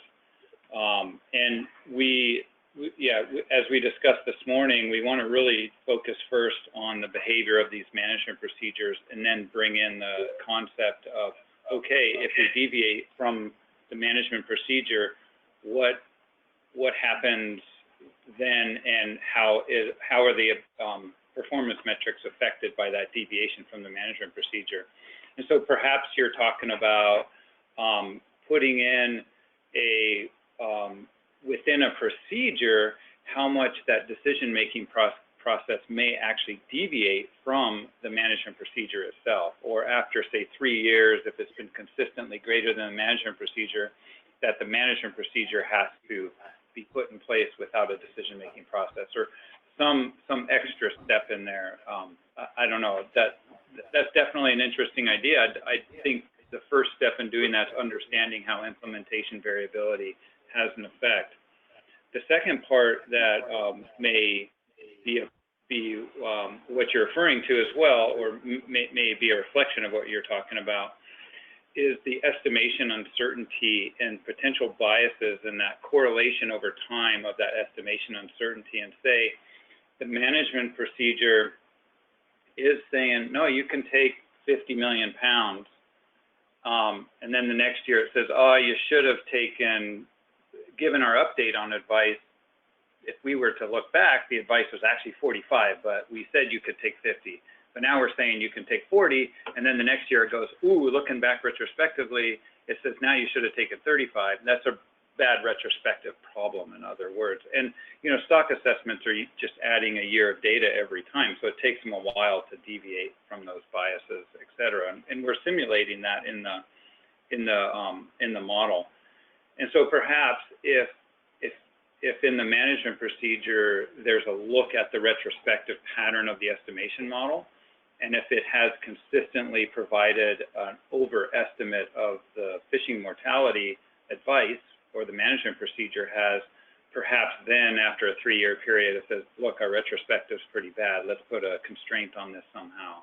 So that's two things I'm sort of interpreting what you're saying, two different ways to bring that concept. I don't think it's a retrospective bias issue from what I understand the retrospective bias is. I think it's more implementation variable, and I see Dan is queued up and will probably say this, but I'll say ahead that it's fine if we don't do that this time, and we establish management procedures that we can compare with and get clear understandings of what it would be without having the implementation variabilities. So yeah, just trying to, big part of this for me is just catching up. Thanks. Yeah, understanding implementation variability will be a big piece of considering the MPs. Before we go to Dan LaForest, I think was next in the queue. Did you have a question related to this, or was it a different topic for us? It was inspired by something Peggy was saying that we talked about before the break. Yeah, please go ahead. Okay, I just, again, really struggling with the departure from abundance-based management, and I was thinking about how that applied to 2A too as well. And, we're putting some of these interim management departures, policy decisions in for runs. And I don't know if it's easy down the road to just include things like looking at payback provisions. If we get back up to where the natural TCEY is 1.65 million pounds for 2A, do they just get to float, keep floating up, and there's no consideration for payback to other areas that kind of let them fish, etc. And I don't know that this is the appropriate time to be looking at things like that, but I'm just wondering if I don't fully understand the MSE framework and the closed loop simulations and stuff like that. So it was just on my mind, so I was throwing it out there.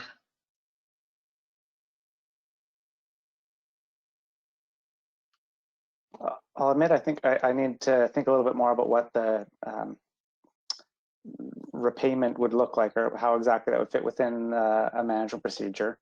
And while I think it's fair to explore it at this point in time, I think the questions in front of us are, do we have a list of the current elements, and do they need to be added? So I guess the question is, if this element can be revised that you're talking about, Forrest, is it essential to have it included in this go around, or is it something that would wait for a subsequent iteration?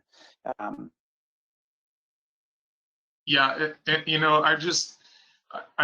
just as has been said, and I said it already in the earlier, yesterday or the day before, I struggle with national shares unless there's some reason that Canada should have an exception when we get to low abundance or something like that, because they need to keep their processor. You know, I really don't know, but departure from abundance-based management just makes me think that if there's exceptions, there should be paybacks. And you know, our Canadian U.S.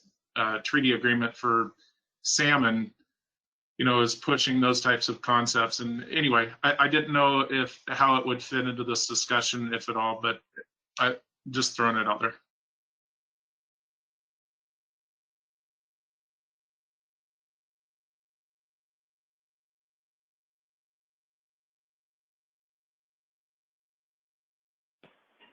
That's all I had. Sorry, I lost audio for most of that. Carey, were you able to follow along? I may also need a little bit of a repeat. Apologies. Yeah, I think, Adam, you're breaking up a little bit there. You seem to pause momentarily. Yeah, I lost audio just after Forrest started. Okay, how am I coming through now at all? Yeah, I can hear. Even if Alan or someone else could recap, I missed that piece. Even if it's something that we can follow up in the notes, as long as everybody else followed along, no need for me to hold up the session. I can give it a go, and I think it's just, you know, this concept of having consistency across all regulatory areas, that the management procedure is based on abundance. And but there might also be additional concerns that we might be able to put into a management procedure that capture other objectives, like floors, for example, national shares, for example, things that are important for a regulatory area to maintain. For example, in 2A, having a specific floor on the TCY is important to them to maintain the opportunities that they desire in their regulatory area. There might be regulatory areas that require minimum amounts to actually open up their processors, for example. So can we maybe put those into management procedures as well that start to deviate from the actual abundance? And then, yeah, so I don't know, Forrest, I'm capturing everything that you're saying there, but is that beginning to get at that idea? Yeah, I think so. I mean, I want to be clear that, and you've heard me say it in previous meetings when we've been in person, that I really struggle with any departure from abundance-based management. But if there are instances where people need minimums, you know, and it would go into a management procedure, I don't know if those are considerations for now or if that's too far in the weeds and we need to think about that down the road after we get through this phase. Yeah, and a real benefit to one of the real benefits to the MSE process is that we have objectives that are conservation-based, that are based on population values. And theoretically, although it might not be good in practice, you can put in a management procedure that's based on some really unrelated things to the Pacific halibut population. You know, we could do it on the number of the scores of some game or something like that that develops and as long as it meets our objectives, then that management procedure should be reasonable within the simulation realm that we're dealing with. So if we even do depart a little bit from abundance, you know, linking the management procedure entirely with abundance, and we have some political aspects of that management procedure, as long as it's meeting our objectives and it's maintaining the population as we desire it to be maintained, whether that's coastwide or within regulatory areas, then we should expect that management procedure to perform well. With that being said, though, I completely understand that there is a desire, and there's a desire from myself as a scientist, to be able to link the components of a management procedure to the population in some direct way, which I think is what is being referred to as abundance-based. Thanks, Alan. So I see Dan in the queue and then Chris, and I think we should move on to really addressing this last bullet point about making sure the Secretariat has what the MSC team has what they need to move forward. So this third bullet after these two comments and then the recommendations slide. Dan.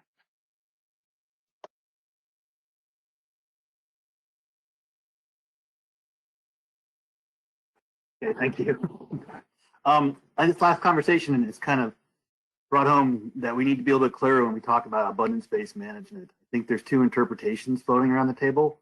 One is that as long as our distribution procedure responds to coast-wide abundance, it's an abundance-based management procedure. But I think I've also heard other people talk about, in their minds, abundance-based management means to have a population in that area is the abundance-based approach. So we're looking at two scales. And I know when I was talking about a desire to have a clean abundance-based management distribution thing, I was referring to something that follows the Halibut population within the regulatory areas.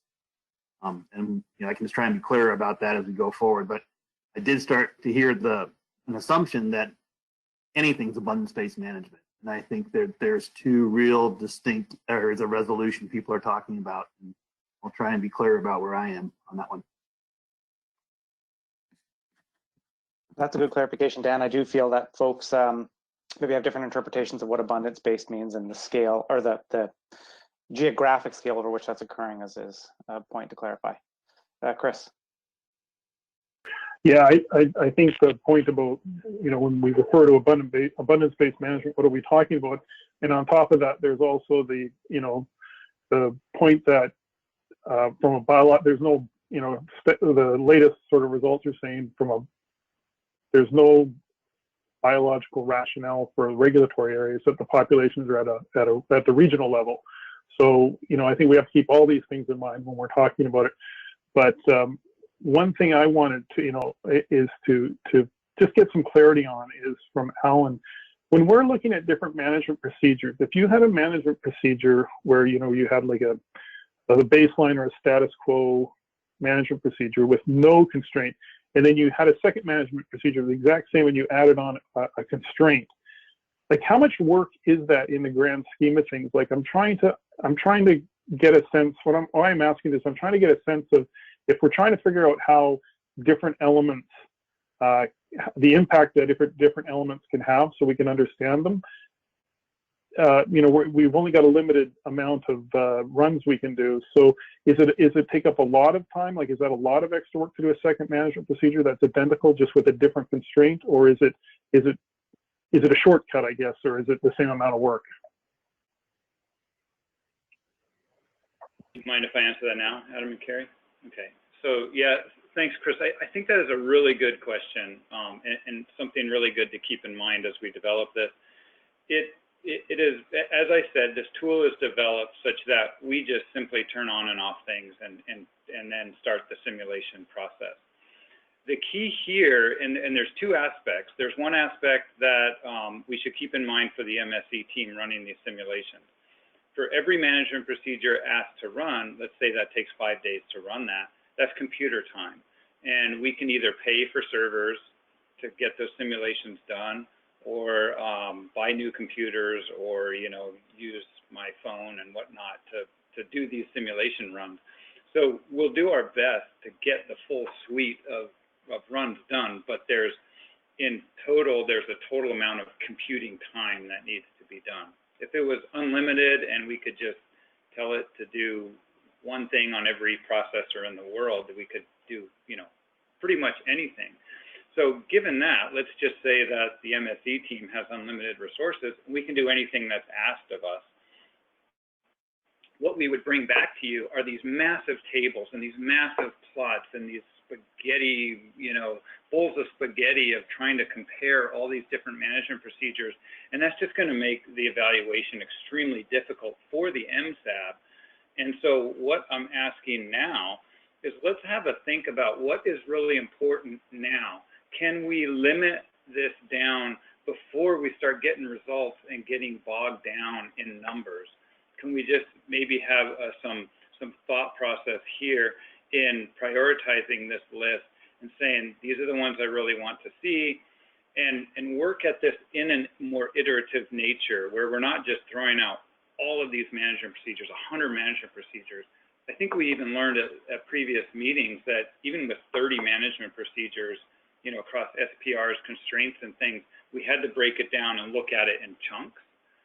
And that's all I'm asking is, can we do that before we start the simulation to, one, save the burden on our computers with the Secretariat, and then save the burden on MSAB members of wading through, you know, numbers and numbers and numbers.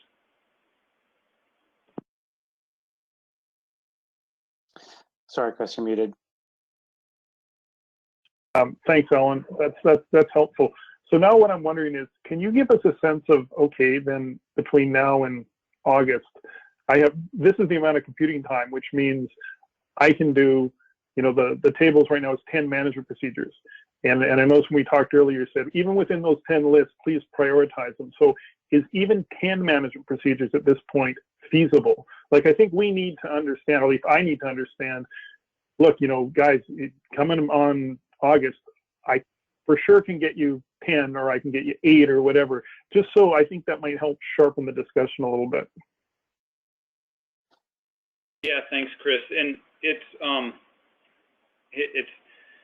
I don't know how to make a comparison on this, but it might be like, you know, the MSE team has their boat loaded with pots and with long line gear, and our hooks are out there, and we're putting the bait on them right now, but they're not in the water. So it's hard to tell, you know, once they're in the water. So basically, putting our hooks in the water means we're in production mode of running those simulations. And right now we're there, we're leaving port, and we're looking for the right spot to put our hooks in the water.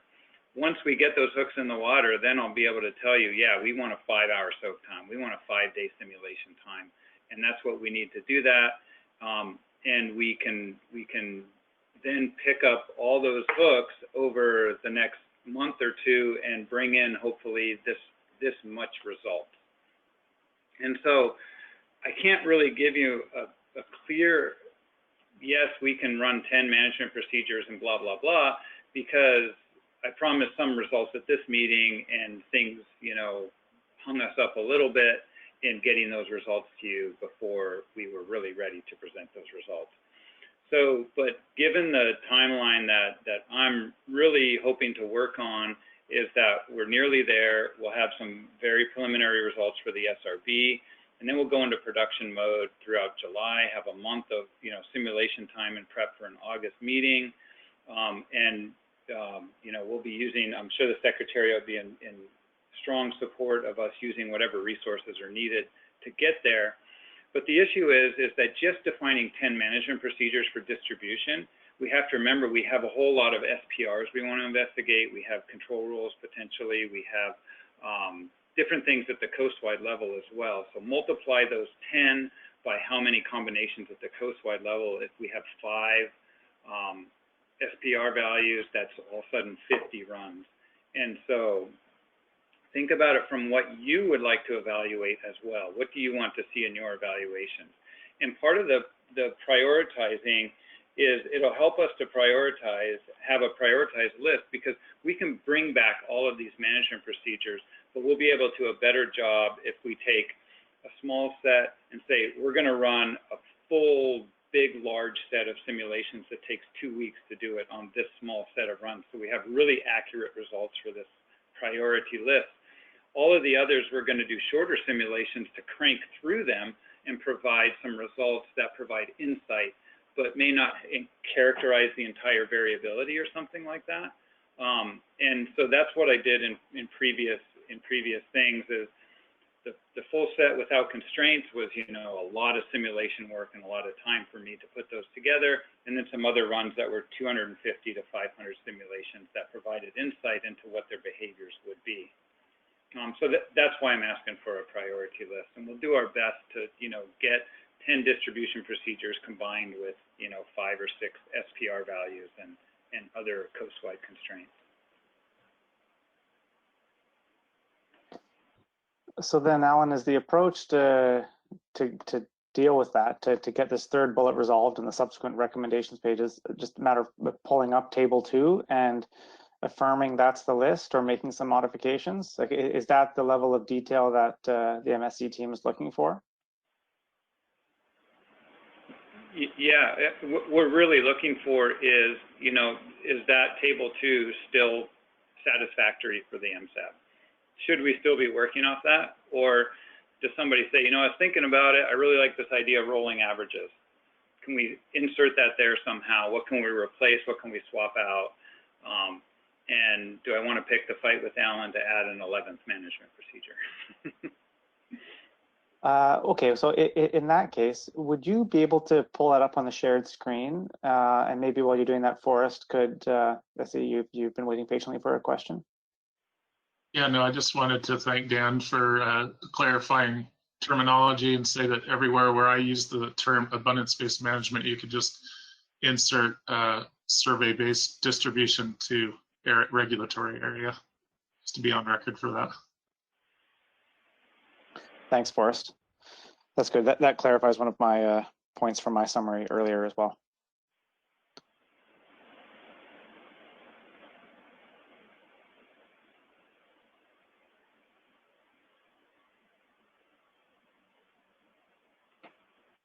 All right, not doing.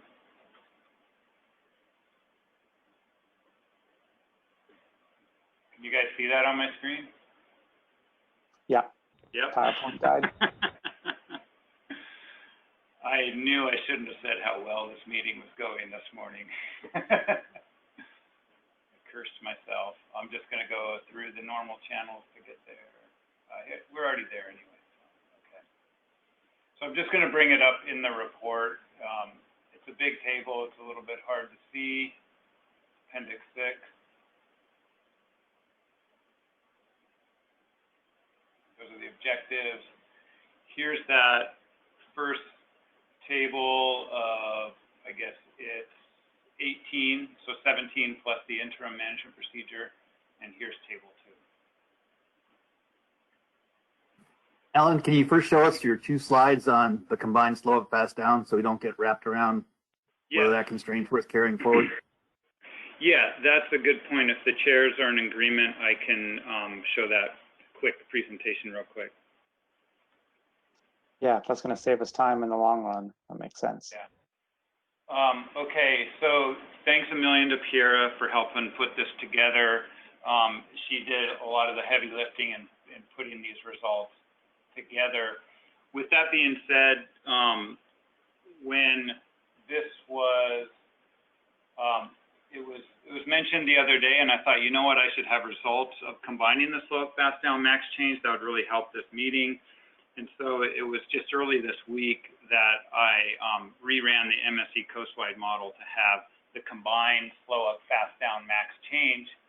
And so with that being said, this is an extremely quick turnaround. It's basically 3 days to do this run. I had to remember how I ran the old the old framework, and I had to make a slight coding change. So none of this has been tested, and I haven't even really looked at the results. Pierre and I were discussing them briefly over the break.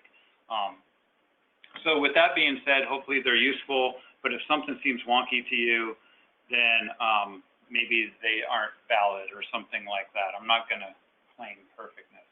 So what we did is we're going to report some long and medium term statistics for an SPR of 42%, with the estimation autocorrelation as was our base estimation autocorrelation and a control rule of 30-20. And then I think there's 5 different constraints. There's a no constraint is 1, max change of 15% 2, slow up, fast down is 3. The combination of slow up, fast down, and the max change is 4. And then we have that multi-year since that was already done. I'm going to turn off my webcam here just so you don't have to look at the side of my face.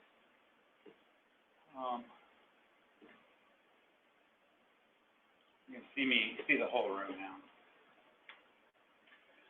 Okay, so as I said, even 5 management procedures can be a bit unwieldy. There's a lot of numbers here, so let me just focus you in on a couple. Here's that median average SPR. And notice that, I note that these were all SPRs of 42%. And the, you note that the median average SPR is not actually 42% because of the control rule. It's actually a little less fishing intensity because that control rule kicks in every once in a while. And so notice this column is the combination of those two constraints. So you see that you're actually fishing a little bit closer to the 42% with that constraint on. Median average RSB, that's relative spawning biomass relative to unfished spawning biomass. And you can see across all of these, they're generally in the range of 36, 37. And the combination of those two is very close to the slow up, fast down. So you think of this as how much the population is driven down due to fishing. And that's also our target SPR, right? Our target biomass is 36. Is that correct? Yes, that's correct. That as defined by the objective is 36%. Which the multi-year hits exactly. So yeah, you're right, exactly right. The median implies a 50%. So.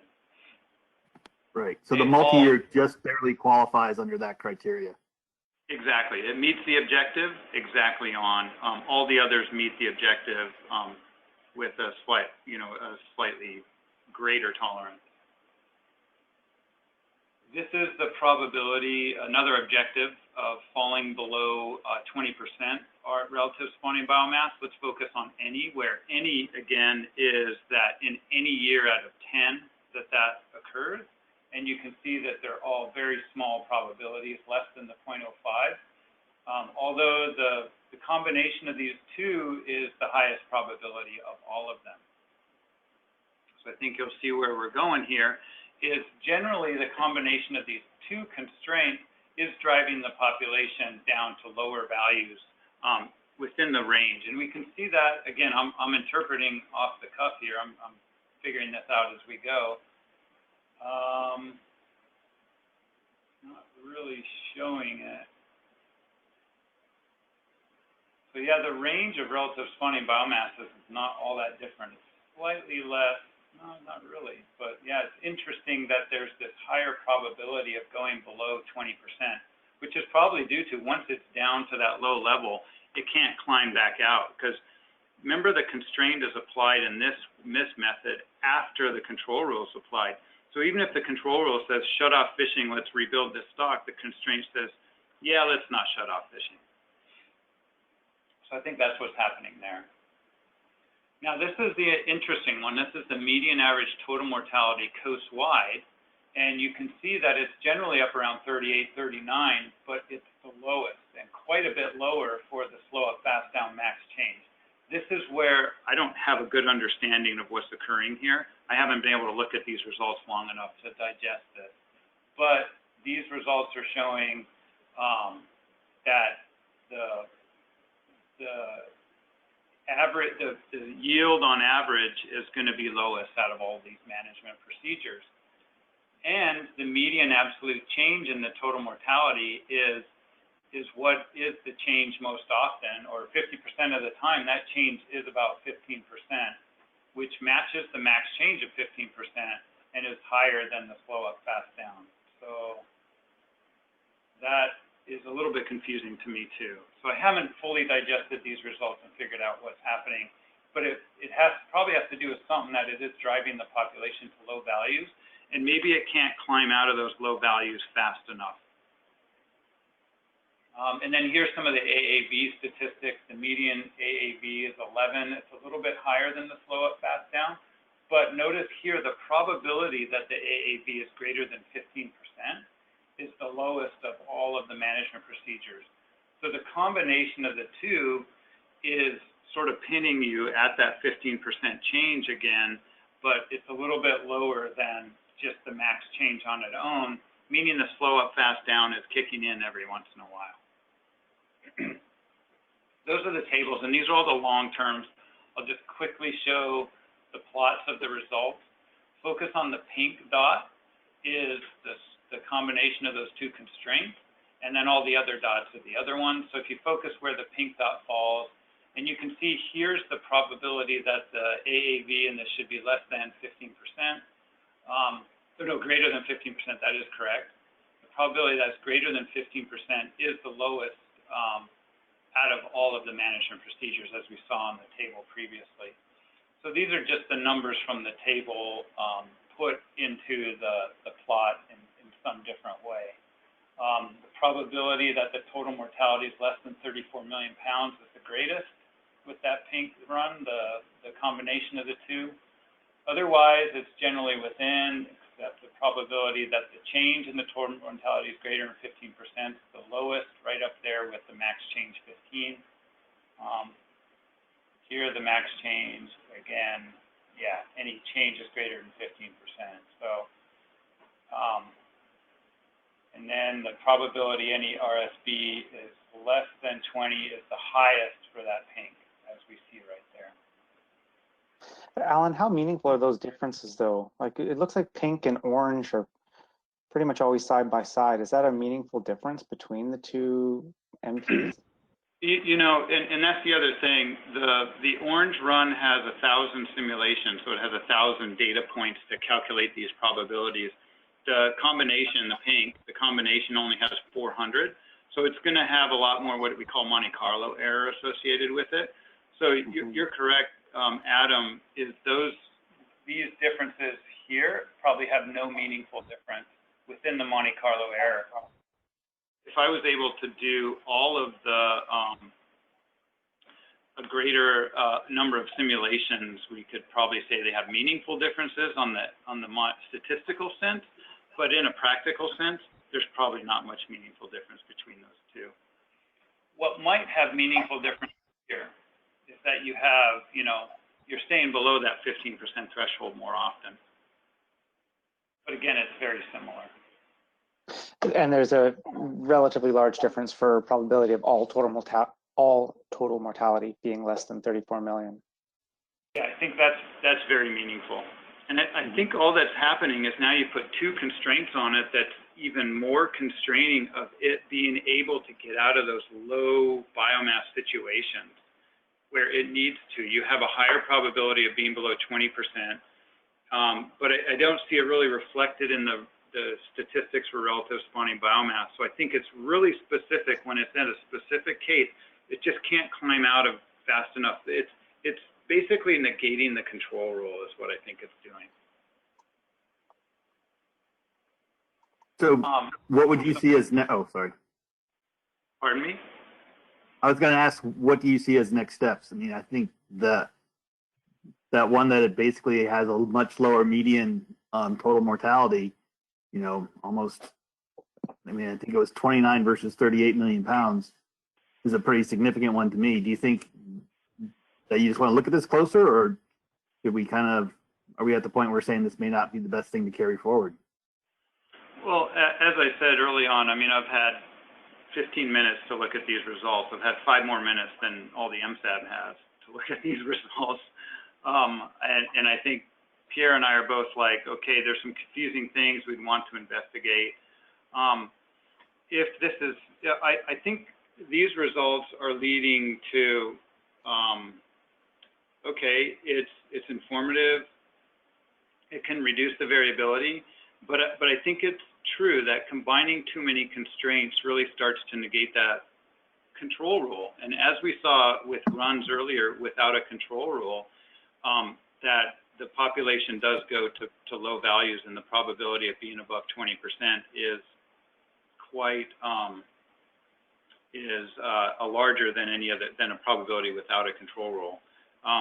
The other part of this, I've only evaluated one SPR, and potentially this combined constraint with a lower fishing intensity, say an SPR 46, might perform a lot better. I don't know. So this is an insight into there's a trade-off between variability and yield, and sometimes management procedures may cause you to, may limit you or help you get out of bad situations. And what I mean by a bad situation are low biomass values.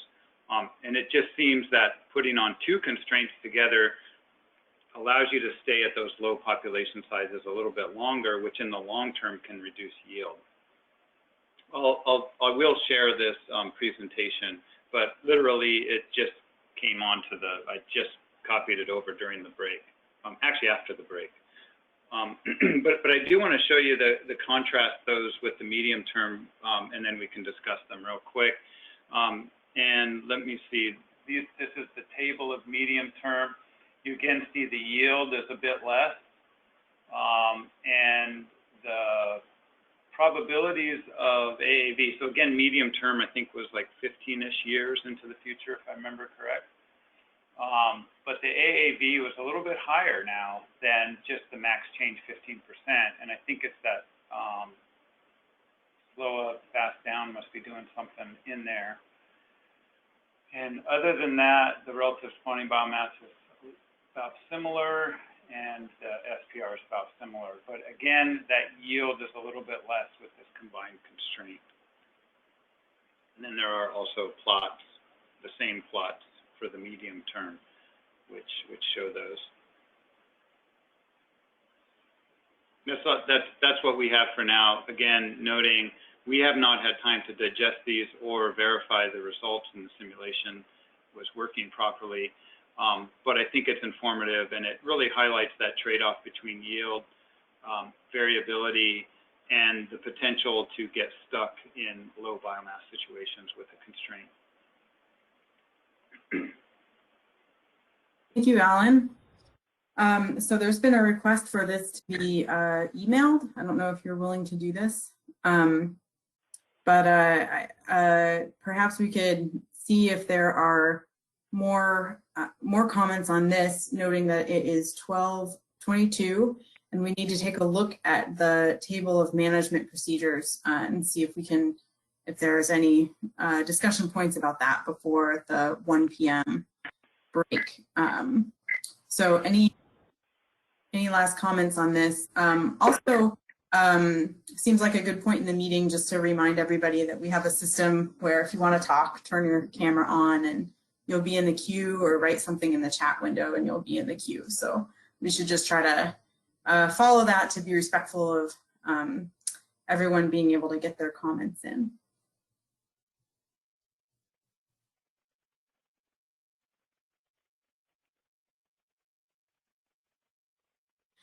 It sounds to me like people are ready to move to the table of management procedures. So maybe let's pull that up.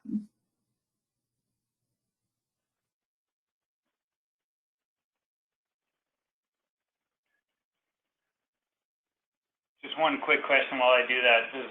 Does the MSAB and the chairs mind if I send out that presentation after 1 o'clock? I just want to convert it to a PDF and make sure that draft is noted on it so that we realize the caveats.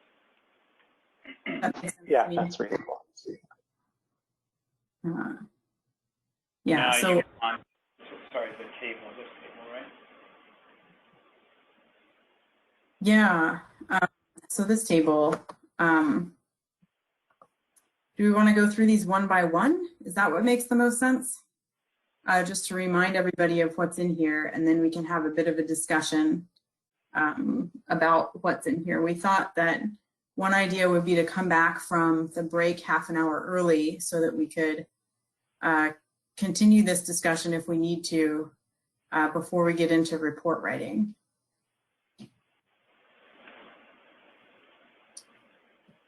Does that sound good? So Alan, would it make the most sense for you to talk through each of these? Or would you want us to do that? I'm happy to, if you'd like that. You guys have been doing a lot of talking today. So MPA, so I believe, and I can't remember, but I believe these should be taken from the previous table. So MPA, I think, so again, we have coastwide, does it go to regional, and then does it go direct to regulatory area? I haven't heard any MSAB members say they want to go to region first and then regulatory area, but so Alan, just to interrupt, so we may do a couple of those. We did hear that in the discussion just now that we had earlier, that some people are interested in a biology-based system that goes to regions first and then to regulatory areas. So just to note that. Oh, okay. Sorry about that. So NPA is essentially the status quo. Yes, which that's right. currently does not go to region, but that's a variation that folks have expressed interest in. Okay. So yeah, so again, status quo is 032 stock distribution, relative harvest rates, floor in 2A of 1.65, and a percentage for 2A, which the percentage has not changed in the calculation since AMO95 has it. I think it's the same as in AMO96 now. Looks like management procedure B is the same as A, but now has the slow up, fast down, and max change adjustment. We had not seen any results of the combination of those two. Now we have a very brief insight onto that, so it might be worth discussion whether people are interested in maintaining that, or if they want to take a look at, or if they want to ditch the combination of those two, or do some other idea. Sorry, Alan, I see a speaker's queue forming. Perhaps we can just let Alan very quickly go through the list of 10, and then we can come back to clarify. Okay, I'll go very quickly. So A is directly comparable to B. Management procedure A, no constraint. Very simple, more simple approach without, this is basically the interim without the added on agreements that are in place through 2022. So again, A is sort of a baseline, B is comparable to it for constraints, C is comparable to it for the additional 2A, 2B add-ons there. Management procedure D is comparable now to C in that it adds the constraint, the combined constraint. Management procedure E is, it is different from C in that it now has relative harvest rates different. It's only applied to 4B, a smaller relative harvest rate to 4B. So again, this is now investigating relative harvest rates comparable to C. Management procedure F, no constraints, goes through region this time using 032 stock distribution, has some relative harvest rates applied to the regional level, which are very similar to what's being applied to the regulatory area level, except for 3, has 1 throughout. And then has the same, then further splits the regions into the regulatory areas using similar approach as management procedure A. So this would be, F would be directly comparable to A, except goes through a regional approach first, and then to the stock distribution approach.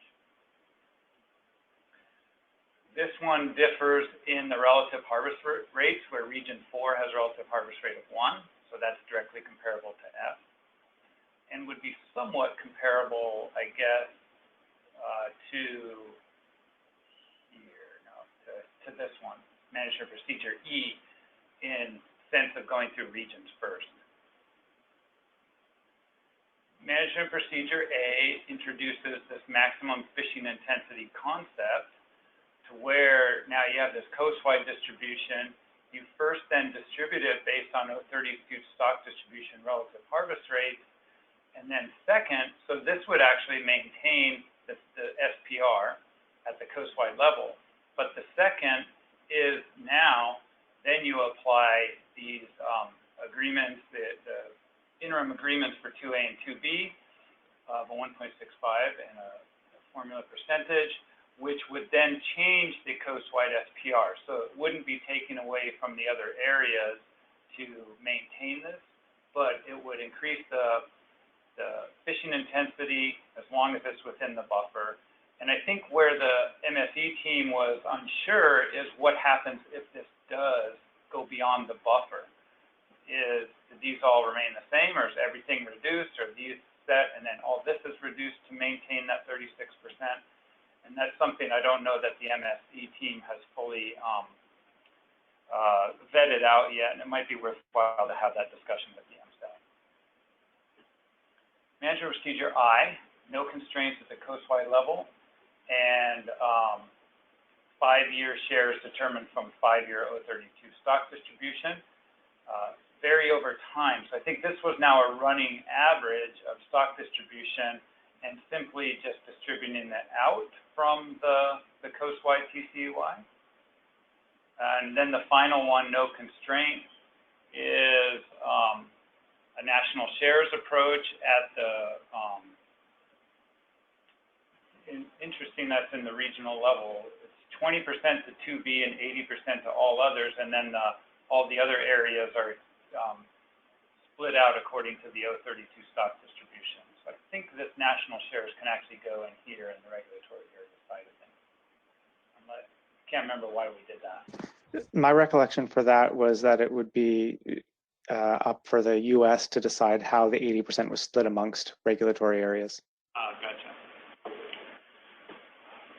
So yeah, thanks for that, Adam. So it really looks like a lot of these are comparable to A or C, and these last two are just really different approaches to the idea of distribution, which would be comparable to some of the others up above. That's what I have. That was a great summary, Alan. That's just what we're looking for in terms of a high-level recap. There was a speakers queue with Dan and then Chris. Let's focus first on making sure we understand what exactly these MPs mean, that they've been characterized correctly, and then we can see about addition or subtraction. So Dan, I think Chris had a question, and I see Jim's come up. So is your intent to kind of do the questions and then go through them one at a time so we can provide comments on each one individually as we get there? Or while we're on the speakers queue, do we address them all? That's a good point. I'd say maybe first we should focus on clarification, because I wouldn't want to be removing or adding an MP based on misunderstanding about what the MP is defined as. Okay. Well, I guess my first request is I noticed that 3 of them on there only have the coastwide constraint, and that's what's making them different than the other one next to them. And I'm just curious to Alan, if we were to remove the coastwide constraint during this initial round between now and August, and then analyze that separately, as you just kind of did show, so that we would essentially be able to pick a coastwide level of constraint that makes the most sense, and then look at, in August, just look at all the management procedures and how they affect variability directly. And then after August, come up with a combined one that has a coastwide and regulatory area one to move forward. Would that simplify things? And is that doable? Yeah, so if I understand what you're saying, Dan, is that you're saying let's remove all constraints for this first round, and then when we come back, we then decide what constraints we want to look at and where we want to look at them. Is that correct? Yeah, so wouldn't be any constraints. Let's take out the coastwide constraints at this time, and look at those to decide which is the best coastwide constraint to apply, and then look at just these out of constraint. Yes, and then we would add them both back together after August. Okay, so when I come back in August, there would be no coastwide constraints in any of the management procedures? Right. Yeah. But we would have a separate review, yes, but we have a little bit more detailed review of what you just presented. Yeah. That is a way forward. I feel like we did that with the coastwide MSE, and I came forward, and we found that none of the management procedures I presented met, the objectives that were on the table at that time. And so I think there was some frustration among some MSAB members that they didn't actually see a management procedure that met the objectives. Now that occurred in an October meeting, which was why the frustration occurred, and then we had until May to bring back some constraints on those. So yeah, as long as we can get this, you know, done in August, and then have a good idea of what constraints you want for the final determination in October, then I'd say that's a reasonable way forward. But if somebody wants a precursory look at any of these constraints, which we have coastwide constraint results at the coastwide level with the old MSE results and the updated one I just showed you, you know, we can bring those, we can review those in August or whenever we meet, and make sure that we have a good idea of what constraint we want to add to these for the final result. But if there's still any question on what the best constraint to add is, then I would suggest maybe we put in something to try and flush that out at this next meeting.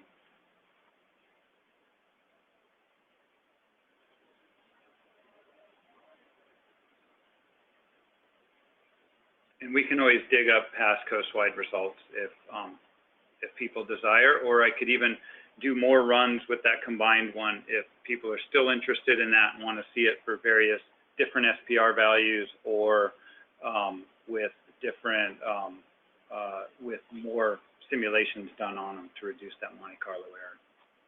Yeah, I guess what I was suggesting was bifurcating the coastwide constraint from the distribution process between the runs between now and August. And then after August, we would pick the best of both and move those forward just to try and provide simplicity and clarity.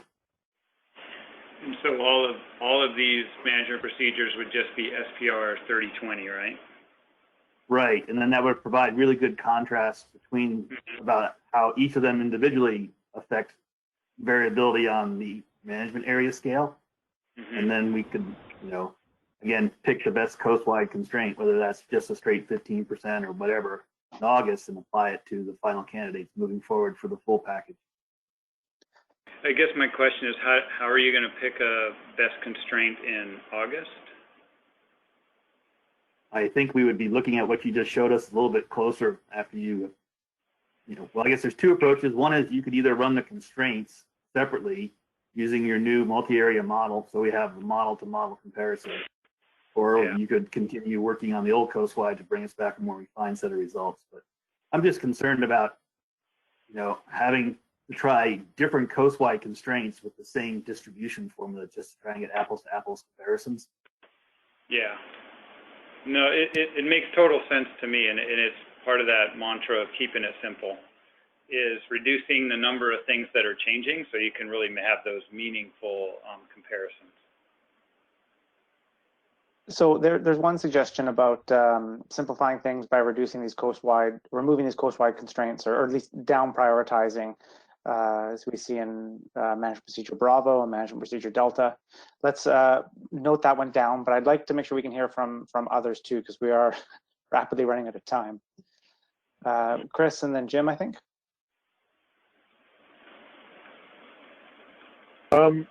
Yeah, I guess I'm not clear on why we'd want to remove the, or at least not have some constraints to test. Given the you know, we're talking August and October, there's not a lot of time. I think if we're going to consider that, we need to be pretty clear on it, because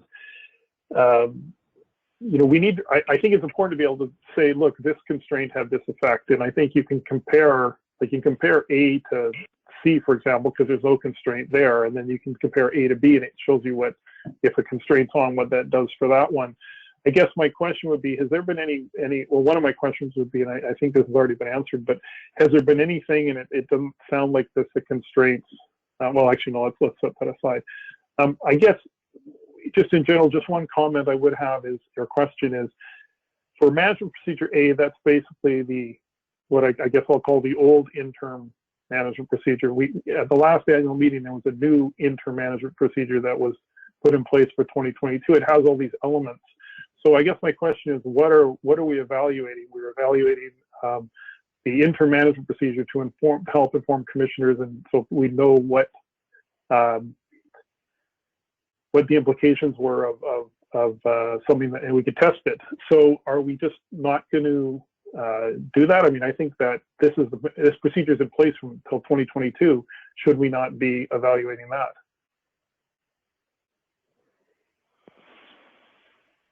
So I think this interim management procedure still holds for the 2020 annual meeting.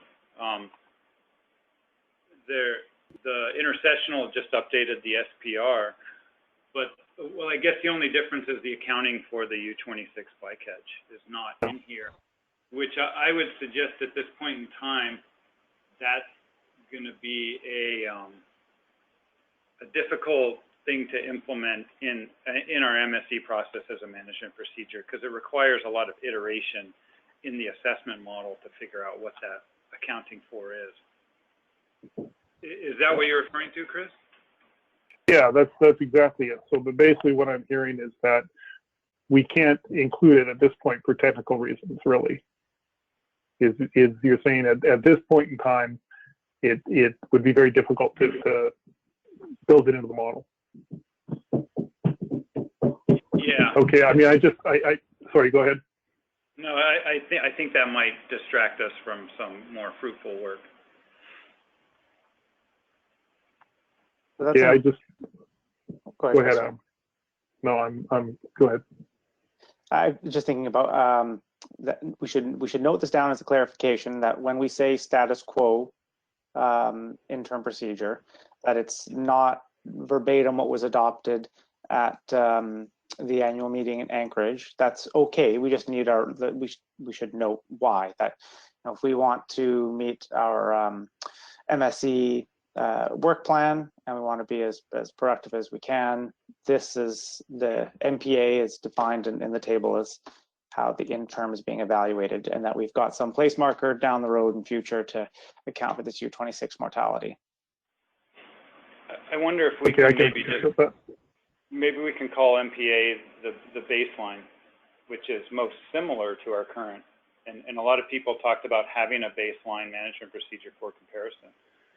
So we could maybe just say MPA is a baseline management procedure for which a lot of comparisons are done against. And it is a management procedure that is very similar to our current interim management procedure.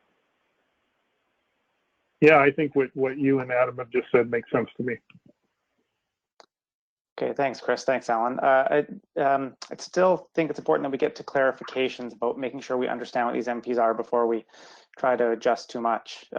Jim, did you have clarifications you wanted to seek on the MPs in Table 2? I did. Could you go to H, please? Scroll down to H. So I guess for Alan, I was just remembering what you said yesterday. I think it was yesterday about you start combining management, different aspects of management procedures like the distribution, the survey distribution, and then adding the sort of shares. They don't actually necessarily come together very well. That they're not necessarily mutually exclusive, but they don't work well together. And to me, or maybe I misunderstood it, because to me I think H kind of says that, or probably G does too. But you're putting in a distribution, and then now we have a share stuff. And you said that they don't necessarily always match up, or maybe I'm looking at this wrong. So that was all. Yeah, thanks, Jim. I think the point there is that there's there has to be some order of operation here in that management procedure, because what's going to happen is, if we apply this part, the latter part first, the shares, the 1.65 and the percentage for 2B first, and then use stock distribution on the remaining part, that's different than doing it in this order. And I think that's why this management procedure has outlined the order of operations, and realizing that this order of operations results in a departure from the coast-wide SPR.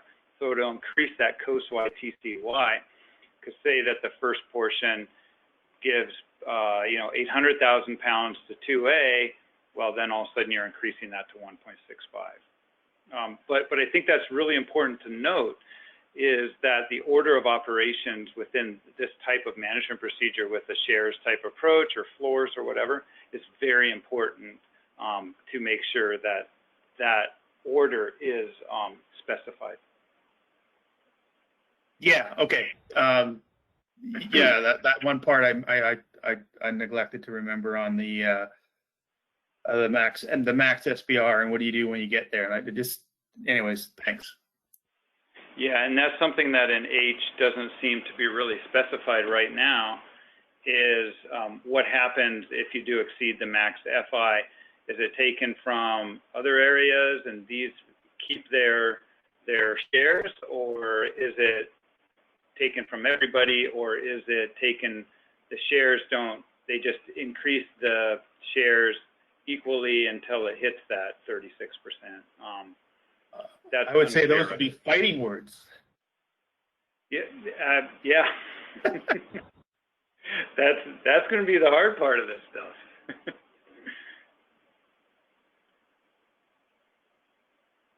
We had that discussion at the annual meeting, I believe, or some of that. All right, thanks, Jim. Rachel. Thank you. I have a clarification question about MPJ. It's the national shares one, I think. So I'm recalling the earlier back and forth discussion about this, and particularly Jim's comments. So I'm wondering, I just can't remember, what is the basis then for the regional shares that we're looking at under this current management procedure?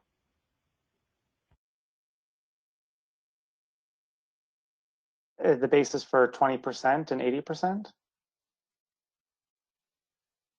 Yes, that's my question. My recollection is that 20% is the number that's been discussed at conference board and at annual meetings in the past, but maybe you can look to the folks that had advanced this MP as a potential. That was based on some historical distribution.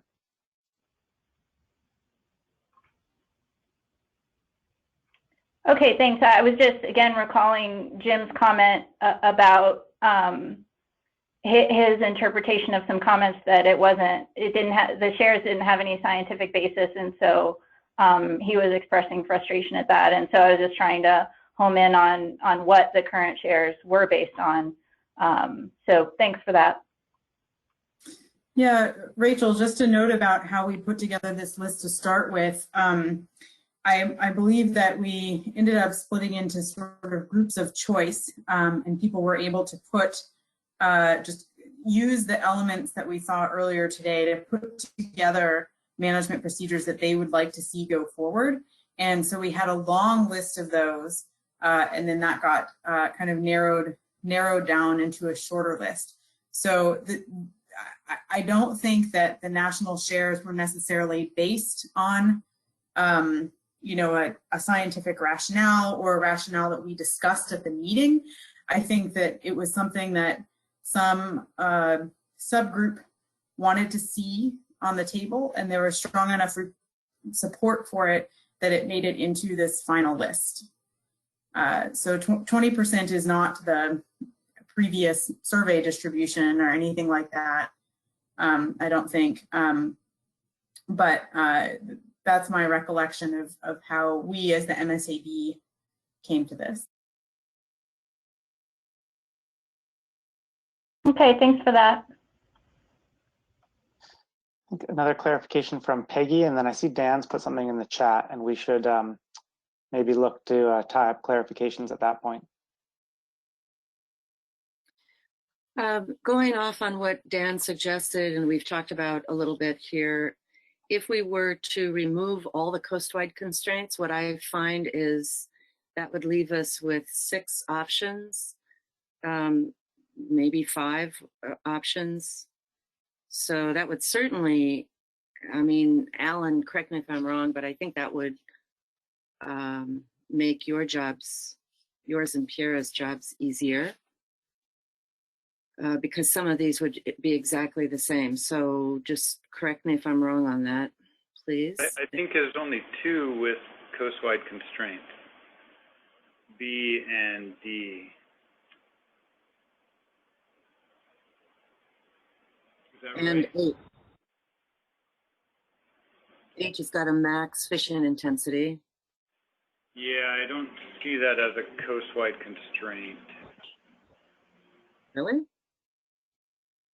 It's actually a relaxing constraint in my mind, Okay, but then the descriptions of them are identical.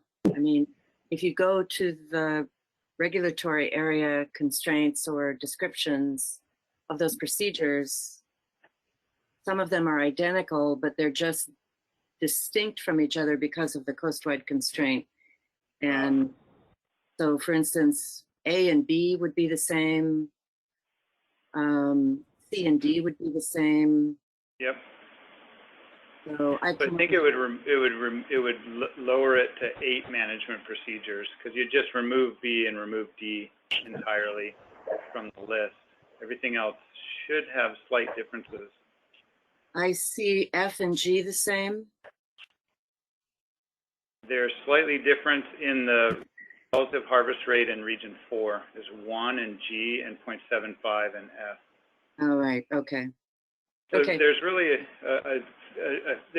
even with this 10, there are a few comparisons that are going on. There's the comparison with the constraints, then there's comparison with relative harvest rates, and there's comparisons with these 2A and 2B agreements. And then the final 2 are slightly different methods. Right. The final 2 are separate for sure. Yeah, I saw H really aligning with A and B, but it does, except in A, I think in A the order of operations would be reversed, where the shares would be implied first, and then the 032 stock distribution would be used. And the relative harvest rate would be applied on all regulatory areas other than 2A and 2B. That's how we were interpreting that management procedure. That's good to put in there. That the order. Yeah. Okay. I think these I would agree. The 032 stock distribution is needed to inform part of 2B's distribution. That's true. Yeah. Because I remember we spent a fair bit of time typing these bullets out to be in sequence. I do think it's important to clarify, though, the point Dan had raised in the comments here about really defining what H is. I think the difference between H and A is that the floor and the 2B allocations may be bounded by the max FI 36%. Is that right, Dan?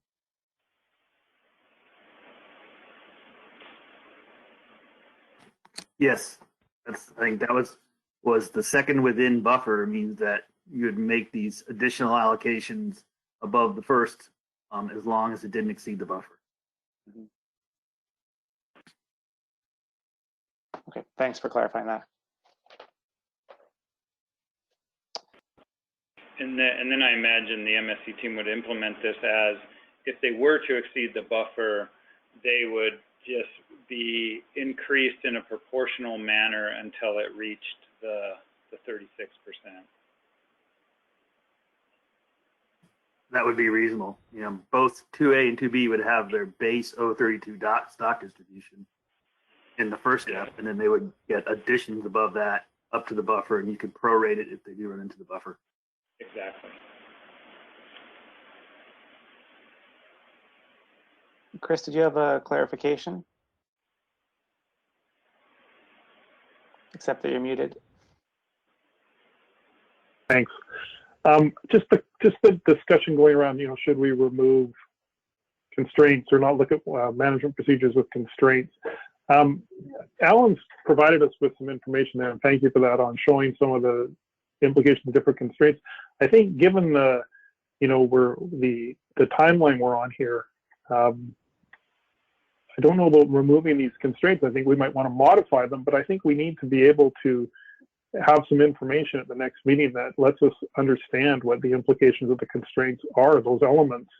So then when we're developing the final advice, because I think we need to be really clear, and I want to reiterate it, I think we need to make sure we know that without clear deliverables in August and at the October and for the October meeting, given all the COVID-19 implications, we may only be able to offer preliminary comment from stakeholder feedback on these, just given the time that we're on now and the amount of work that needs to be done. Thanks, Chris. So there's, I see 2 points from that. One is that I'm not hearing any seismic level opposition to the current list. We're talking more about tweaks around the edges of, what kind of constraint exactly would be considered within a specific MP. But then the second point you're saying, Chris, is sounds like you're saying more is better, or having as comprehensive a list as possible is better, because you're feeling that it's going to be some, I guess, preliminary advice that you can seek from your constituents. Yeah, that's it. We don't have a lot of time left. So the iterative part is going to be less and less time for the sort of the iterative part. So I think we need to, we've got a list of 10. We need to refine it a bit, like you say, around the edges, and then, get the analysis done on it. Okay, thanks, Chris. Sorry, Alan, do you have a response for that?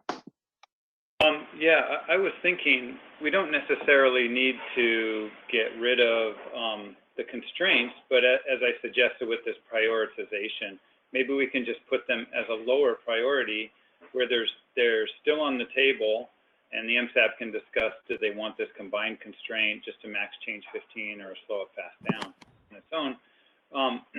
But it's a lower priority where the MSE team may not focus on them as much, maybe do them for a couple of SPRs rather than the full range of SPRs, maybe do shorter simulations or something like that, just to bring back in August an idea of what they're doing, and that allows the MSAB to then make the decision. It's like, yes, we like what we're seeing there, we want the full set done with those constraints.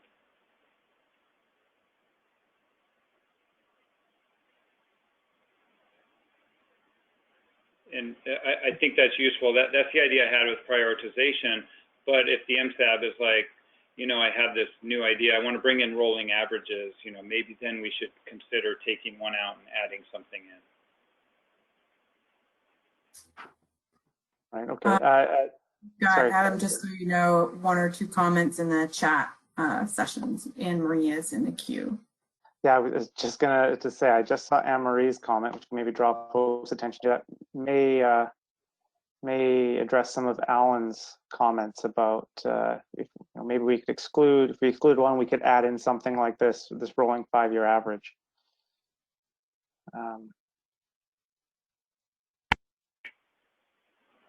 Let folks review that. So I guess there's 2 pieces. One is, are there big omissions that we need to flag? One might be this rolling average. Barring that, it's more a matter of reprioritization. I don't know, maybe the MSC team can confirm, but I mean, are these, how the MPs are currently written out, is this the kind of the default prioritization that you're using? That MPA would be the first one to make sure we definitely get done, and Juliet would be the first to go if there was a time crunch or computational limitations? Yeah, the MSC team hasn't seen this as prioritized at all, and we would just have to make an executive decision on this. So that's why we're asking for some potential prioritization, just to help us in seeing what is and what is not most important to the MSAB. So to answer your question, we're just unsure. So I have a suggestion. Yeah. Sorry, go ahead, Carey. I was just going to note, we still have a bit of a queue, and it is about 1 o'clock now. So if we can perhaps take care of the queue, and then we'll plan on coming back at 2:30 instead of 3. People can do that to continue so that we have a little bit more time to discuss. Adam and I are also discussing and wanting to discuss with Alan the schedule for tomorrow if we can't come to a conclusion about management procedures today. So I'll just note that we'll wrap up Dan and Chris and Anne Marie, and then we'll go to the break. So my suggestion to consider over lunch is we don't want to remove the constraint. I suggest we add the same constraint to all the options and add a max 15%, which is, we know that none of them will meet our variability goal without a coastwide constraint. So if we add a max 15 to all options, it would reduce the number to 8, make them all directly comparable in terms of variability, and open up 2 slots. One of them might be used for the rolling average concept, and one of them might be used for the no coastwide TCEY concept. And if the MSE team had more time on the nice to have list, they could continue to evaluate which is the best constraint that we may want to swap out after August, but at least we'd have an apple to apples comparison of all of them with some coastwide constraint. Sorry, Dan, I didn't quite follow. Could you repeat that? I didn't follow the math of how we'd have 8 slots. So adding a coastwide constraint to all of them was the suggestion? Right. So we can either remove B and D to essentially make none of them have a coastwide constraint, or you can also remove B and D and add a coastwide constraint to all the remaining ones of max 15. Right. And then you'd be able to have your apples to apples comparison. I'm concerned if we really do want to have some coastwide constraint, then we would need to see it on H and I too, the 2 alternative ones, to be able to understand how they're doing. So think about that over lunch. I think I'd be comfortable with just looking at a max 15 on all 8 remaining ones. Okay, I follow that. Thanks, Dan. Chris? Yeah, I was just going to suggest something similar, then like try and knock one out. I was going to say only put a constraint on one so we could see, at least put constraint at least on one so we could knock one out, but we could still see the difference of what a constraint makes. And then we make room at least for one more management procedure, like the rolling average. I think we do need to be, that's been asked for, and so we need to make sure it's included. But I think Dan's put an idea on the table, so that's one idea we can consider as well. Okay, that's I just want to make sure, yeah, so that's the only thing there. I just was looking at that. I think that's a reasonable proposal for folks to consider over the break is perhaps removing Bravo and Delta and then adding a single constraint. The proposal is max 15 to all of them. The one caveat I would add to that is I think it's important that we still maintain a baseline to compare to, so that MP, what is A right now, wouldn't have the constraint on it. Piara? Yeah, no, if I might add to the discussion, an idea could be, for example, to keep MPA as it is, and then add an equivalent to MPA that has a constraint, for example, the max change 15%, and that would give a base of comparison. And if you are going to remove MPB and MPD, you could then add 2 more and keep the list to 10 that are both like MPA, but each one has a different constraint. So that, I guess, could help the discussion in August when we have to decide if we need a constraint, which constraint we should choose. And then I have just a question for the group, just to make sure. Adam, you mentioned before that we listed the elements in the management procedure as they should be applied, in the order in which they should be applied. And that's what I recall as well. And I just want to make sure that that's still the case and people are happy with that procedure. Otherwise, yeah, it might be confusing. Just that. Thanks. Yes, that's a good point to confirm. So maybe it's a matter more of pointing out to folks that the bullets that we see listed, particularly under IPHC regulatory area, the column furthest to the right, that is the order of operations that they would be applied at. Sorry, I realized I skipped over Anne-Marie. Anne-Marie, did you want to speak to your point in the chat at all? Nope, the chat comment pretty much says it all. think it's I'm having trouble absorbing the whole chat comment while listening to everything else. So. Oh, okay. I can repeat it. That would be wonderful. Thank you. Sure, no worries. So I was just noticing that there's 3 MPs that all vary the relative harvest rate. So F, G, and E. The only difference is that E uses the pre-2019 interim management procedure, but otherwise E Echo and G Golf is exactly the same. They just have different management procedures attached to them. So it seems to me that E we could get rid of pretty easily, because you can just use you can see the difference that the 2 different relative harvest rate MPs are doing by just comparing F and G. So keep Foxtrot and Golf, they're directly comparable using the same interim management procedure, and then E Echo get rid of.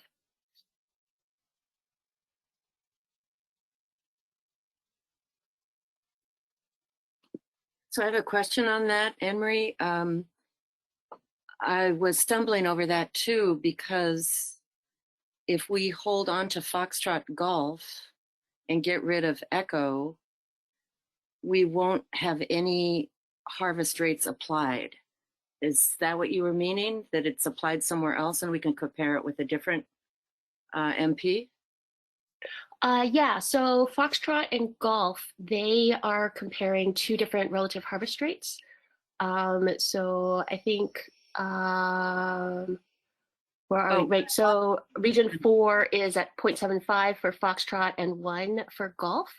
Gotcha. Whereas E for Echo has the same 1 in terms of G for Golf. It's just using a different, base kind of interim management procedure. So the where E Echo uses the pre-2019 interim management procedure, so without the separate 2A and 2B, whereas G Golf uses the 2019 provision with the separate 22A and 2B.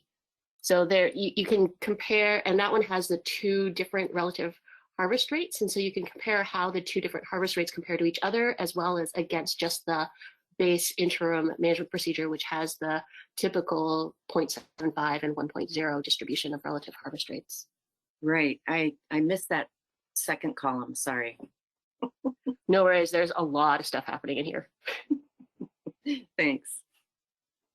Yep. Okay, so I can follow along about how you might be able to understand the effect of a different relative harvest rate for region 4 in particular. The one thing that I'm not clear about is if we'd be able to disentangle the effects of distributing to biological regions versus directly to regulatory areas, which is, I think, something that the proponents of MP Echo were looking for.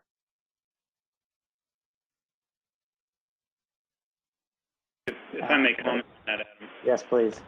I think I think Anne-Marie's on the right track there, is that, and I might have made this comment at MSAB015, is that distributing to biological regions using O32 stock distribution, and let's say there's no relative harvest rate adjustment, and then distributing to regulatory areas using O32 stock distribution would be the same algebraically as going directly to regulatory areas. I think that's the case. I haven't worked it out in my mind. But what I see in the difference between C, let me scroll that down just a little bit. We have C, E, are comparing it without the add-ons, what I'm calling add-ons, and comparing that difference, which is, I think, important to stakeholders in regulatory areas 4, is really getting at what is the difference of a harvest, changing that relative harvest rate structure. And then F and G are really getting at, with the add-ons, what's the change in that harvest rate structure. So I think by removing Echo, we just might lose the looking at it and seeing without the shares to 2A and 2B, what the change is there in that relative harvest rate structure. I'm not sure if that's important for some stakeholders or not. But I do like that idea, Anne Marie. These are all so similar, C, E, F, and G, that we could probably understand what's going on with relative harvest rates by eliminating one of them.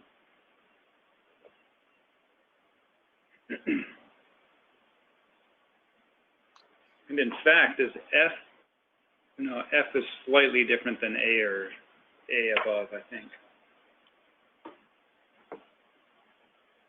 So, Dan, do you have a comment related to Anne Marie's comment? And if not, perhaps we can hold it till after the break. I do. I mean, while it's on the topic, I agree with what Alan and Anne Marie said, where we can probably get rid of one of E, F, or G. I think E is important to understand what the basic distribution would be. So that'd be the one I keep. And I think G would be the one that we could remove. I think F is, interesting to show what happens if you go through regions first with something different than just a straight pass through based on the stock distribution. So I want to keep that one. But how changing harvest rates affect that, I think we'll get a good look, at least by August, using E, and a better understanding of how that works.